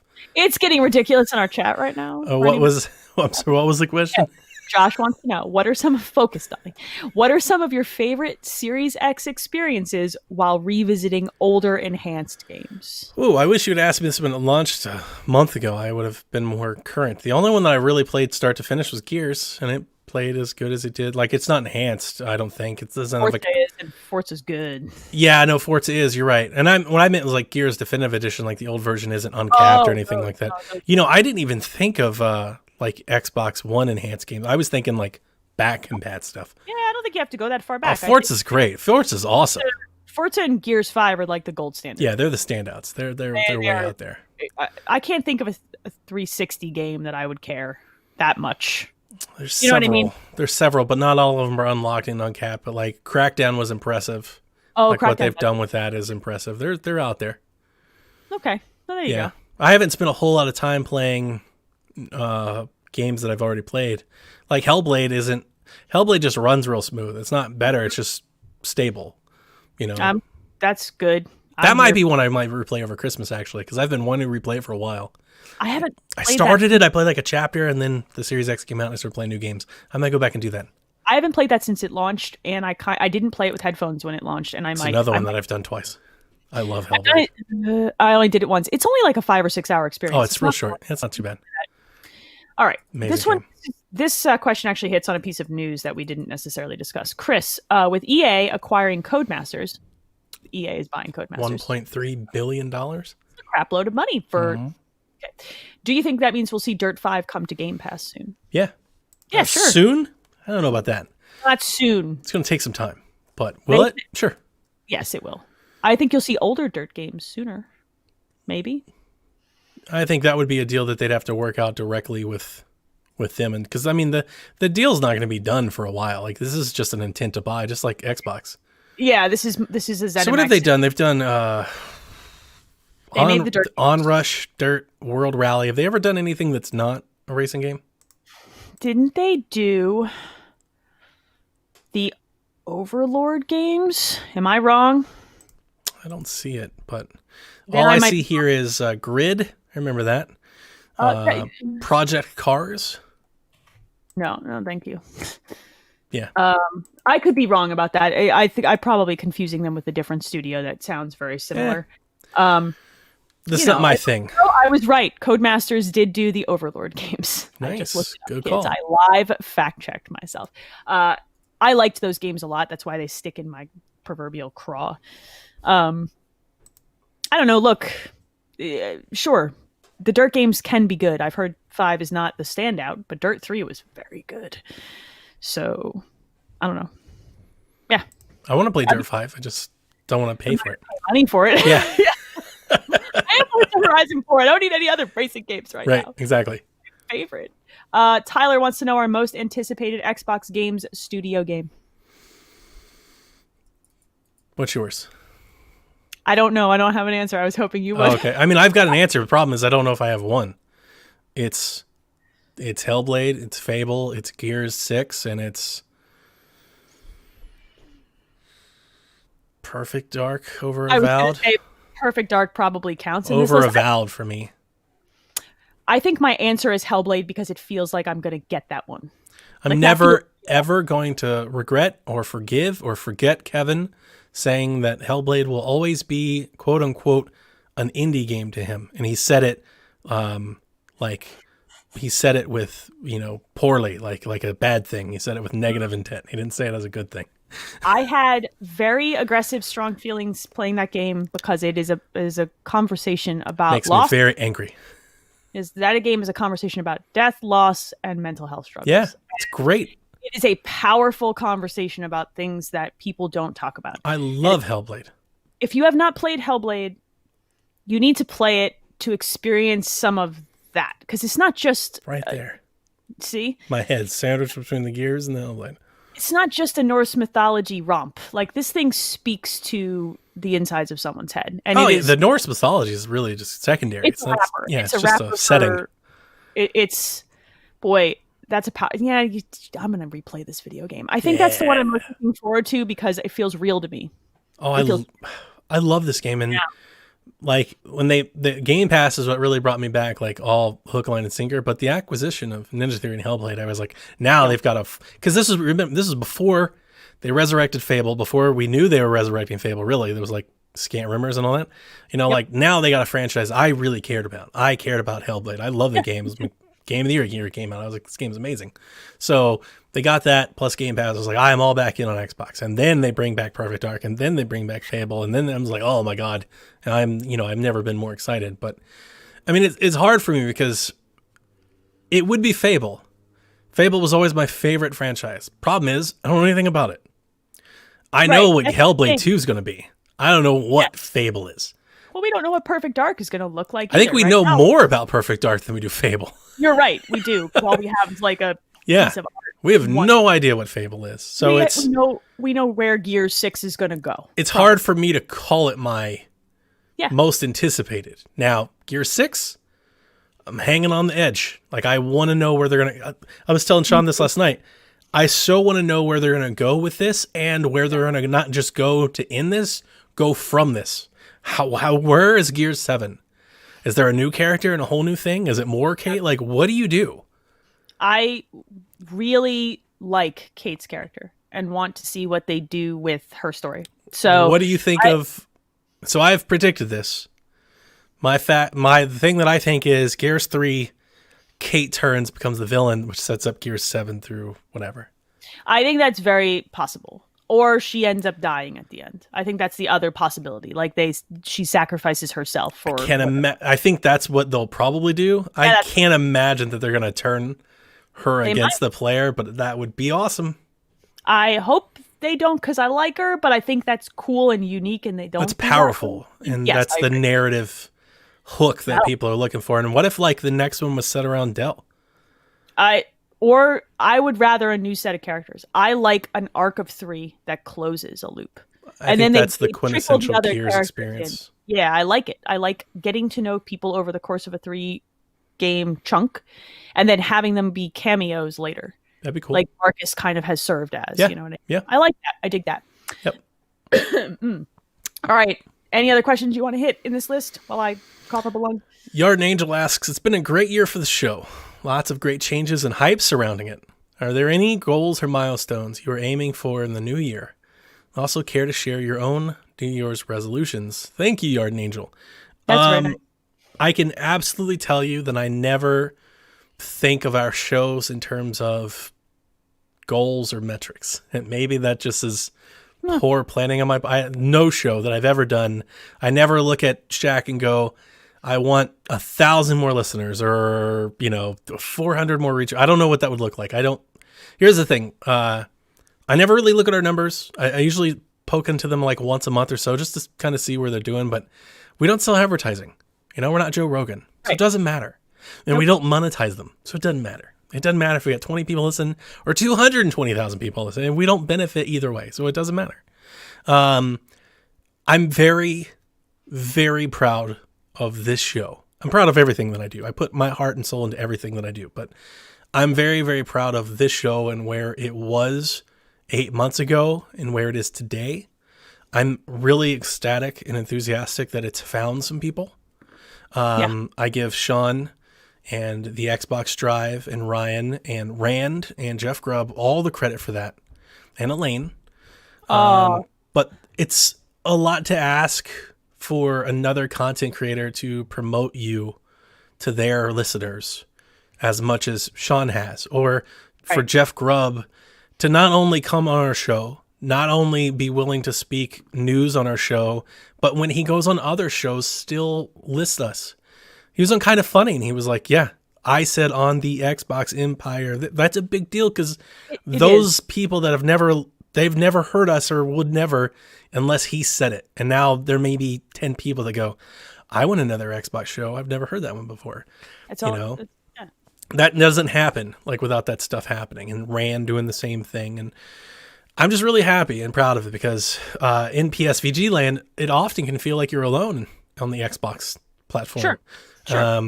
Just the majority of the team is really heavy Nintendo or PlayStation leaning. And I think the last 2 years I've been almost obnoxious with my enthusiasm for Xbox. And a lot of that comes out of feeling alone. You gotta feel like you have a little chip on your shoulder because you feel alone. And just to see that people have connected with it, that they like it. We had a great review the other day that was like, I heard this show because Jeff Grubb listed. They said it. It's on our iTunes. They're like, I heard this show because Jeff Grubb named it, and they said that they loved it, and they said they loved you. They're like, the hosts have this incredible rapport. It's one of my favorites, and I'm gonna listen. And it's like, that's why we do it. That's why we do this. And to see this show particularly, because I've been doing this show for years. But again, I've said it before, so I don't go into long. It was just an add-on. It was an extra thing. It was a monthly thing. It was never scheduled. It wasn't regular. To see this show literally start from the bottom. We started a brand new feed, 0 weekly listeners, to where we are now is unbelievable. I would not have believed that was possible when I decided to jump in and take on the Xbox Empire. I did not think that was even an outcome. So my goal, to not let it go to waste. Don't just go back. Don't revert back to zero. That's the goal. I'm with Donnie on this. I never, and I've done podcasts before, I've never set those goals because this is a thing I do because I love doing it, right? Yeah, I look forward to this conversation every week. Do I care if people hear it? Actually, I care that people are enjoying it. I want that community, but also I'm doing this for me. The joy that we have in this hour and a half, 2 hours is ours. I look forward to this moment. And if other people love it too, then that's icing on the cake to me. And the nice comments are 4 times of the icing, the frosting sugar that comes over top, right? That's rad.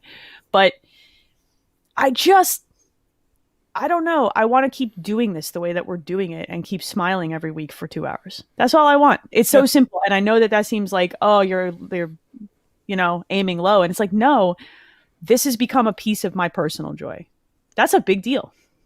And this has become a community of people who have accepted me sight unseen, dog. You guys let me walk in here and run a show and do my dumb intro and my outro and have sent me nothing but kindness.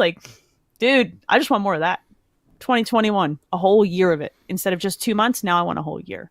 That's my milestone. A goal for this show that I would have said would have been to make the show consistent. When Kevin left, I did an apology letter. One of my biggest regrets about this show is that it was never consistent. It was never weekly. It was never at the same time every month. And even with Kevin and it's bounced around and it's bounced between hosts, I hate that. Because you never find people. You get attached. Podcast listeners are a fickle group, just like video gamers. You get attached to a host. If that host leaves, a lot of times, so do they. Yeah, sure. And and I think from at least, and I'm taking my own experience and just experience listening to other people that create podcasts, a lot of times if you lose a podcaster, a listener, that's it. You have very seldom chance to get them back. Yep. So one of my goals would be to do this show every week like we have. Okay. The reason I don't list it as a goal, I don't think that's a problem. No, I don't think we're going to have an issue. Yeah. This is, like I said, like... That was a goal before Elaine showed up. And then once Elaine got here, that's no longer a goal. That's a reality. That's going to happen. We have walked into this show having both had crappy days. Yeah. And we both walk out of the show no longer having had crappy days. I know that for a fact because we talk about it afterwards. And this is, like I said, when I say this is a piece of my joy, that's a big deal because what that means to me is like, no, I'm not missing a week. Like yes, we're taking a vacation. Calm down. That aside, everybody needs a break. But everybody needs a break. When it's a piece of like joy, genuine joy, you look forward to doing it. And it doesn't become like a work effort, right? Yeah. Like I think that's what this has become. And we're past the honeymoon phase of it being easy. Now sometimes life happens and things are on fire. I'm still here every Wednesday, because if we can do this consistently for 2021, then I'm happy. I'll be in this seat in a year and saying 2021 was the best year I've had in I'm pumped. Yep. Next, let's do it again. Yep. Let's go. Do you make New Year's resolutions, by the way? We have to answer the second half of this. No, I never have. Again, as I said, I don't have goals for the shows and stuff. So, I mean, why would I have goals for me? I will tell you this, and I need to lose some weight. My blood pressure is like through the roof. I've been gaining weight for the better part of the last 3 or 4 years. I bought a Bowflex machine here. I need to get on and lose some weight. I'm going to start working out. Is it a resolution? No, it's been a thing for a while now. It's more, I guess a goal for resolution would be to kind of rebalance. I need to find a little more me game time and less game time. It might be less game techs and maybe Kevin does a DLC more, or, it might be more of that. I might find a little more time, but I gotta start finding some time to do that. But it's not really a resolution, it's just life priorities. I know it needs to be done. There's work to do. I don't generally set resolutions. I gave up on them. I don't want to say I gave up on them. I think goals work best when they are set in the moment where they are needed. So like an example of this is I'm going to start eating better on Monday. No. Start eating better today. That's an example. You know what I mean? Like I don't wait till January 1, like it's some sort of January 2, I guess for some people, like it's some sort of magic date. So I just don't do this. Like look, mine are simple, man. I want to keep the balance that I've established over this year in my life and keep the perspective on my joy. Yes, things happen that are hard, but I want to keep being able to pull out the happy. If I can keep doing that every day, then that's a successful year, and that's all I really want. So I'm boring and simple. Smile more, kids. Play video games. Yeah. Live a little bit of the good stuff. I might need to play a little less video games. It's something I've been kind of weighing. Yeah. I play less games than I did 5 years ago, but I read more. And it's like I pride myself in trying to dabble and find something to say about a little of everything. There might be a little less of that from me. That's I think that is a balance I had to strike a couple of years ago, where it's like, yeah, I can always have something to say about this, or I can read an extra book every month, or cycle an extra 30 minutes, and it is evened out into a good place for me. So sometimes I play tons of games, and sometimes I go months and just pick at things. Que sera, sera. So, any other questions we want to hit? I think that's a good way to close the show. I think it is a good way to close the show. Look, y'all, because I won't live say this or on a fresh episode, thank you everybody, like genuinely, for a couple good months and a rad podcast and something I look forward to. So that's it. This is my cut and onions moment. I'll say Merry Christmas, and I hope you guys enjoy your holiday. I hope you stay safe as we lead into another year. It's been a hell of a year. Boys, it's been a hell of a year. It's been a year. And we hope that you stick with us after the break. Like, again, just to reiterate, we're going to have content for you. If you are the diehard listener and you want something every week, we're going to have it for you. We've got our favorite games of the year conversation coming. We're going to talk about all that stuff. We've got an in-depth, deep dive with Elaine that's coming. You're going to be taken care of, but we'll see you in 2021. Yeah, we'll be back. Don't worry. Don't get nervous. And you know what? If you want to harass us on Twitter, Donnie is Eat the Hype. I'm ET Dragon. I respond to a lot of tweets. If you want some hot nonsense and you miss it and you miss me, just tweet me. I'm sure I'll find a GIF that's real stupid for you. Let me give a quick shout out to our Patreon producers before we yeet ourselves off the show and into oblivion for the week. So thank you to Edwin Callow, Barry Cathcart, Josh Bonesaw Bourbon, Chris McElfresh, Devin Tyus, Kyle Heyman, Paul Calicote, Michael Masick, The Egg, Shen, Zach Bradshaw, Nick Fallhaber, Rude Days 93, Rob Emanuel, Ben Moxham, and Grouchy Surge. You guys make this business happen. We make it happen, but you guys help it happen. Don't worry. And so does everybody. They definitely. Retweets. Yeah, they help it happen. So does everybody who retweets and everybody who likes, comments, and hangs out in the chat, and just all y'all warm fuzzy feelings. Who wants a hug from a 6 foot distance with oven mitts on sticks? Right? I wanted to paint a word picture before we close out the show. It's like back scratcher arms. Yeah, except really long. Really I have telescoping huggy arms. I need to build this. It's taped to other sticks. There's multiple sticks along the oh trainer. Yeah. Look, you can engineer that. I could look if it can't be solved with duct tape. I don't know what we're doing here. I need some duct tape. Guys, I gotta go. All right, so we won't see you live next week, but there will be stuff on your feed next week. So, until then, play some video games, kids. Peace. Bye.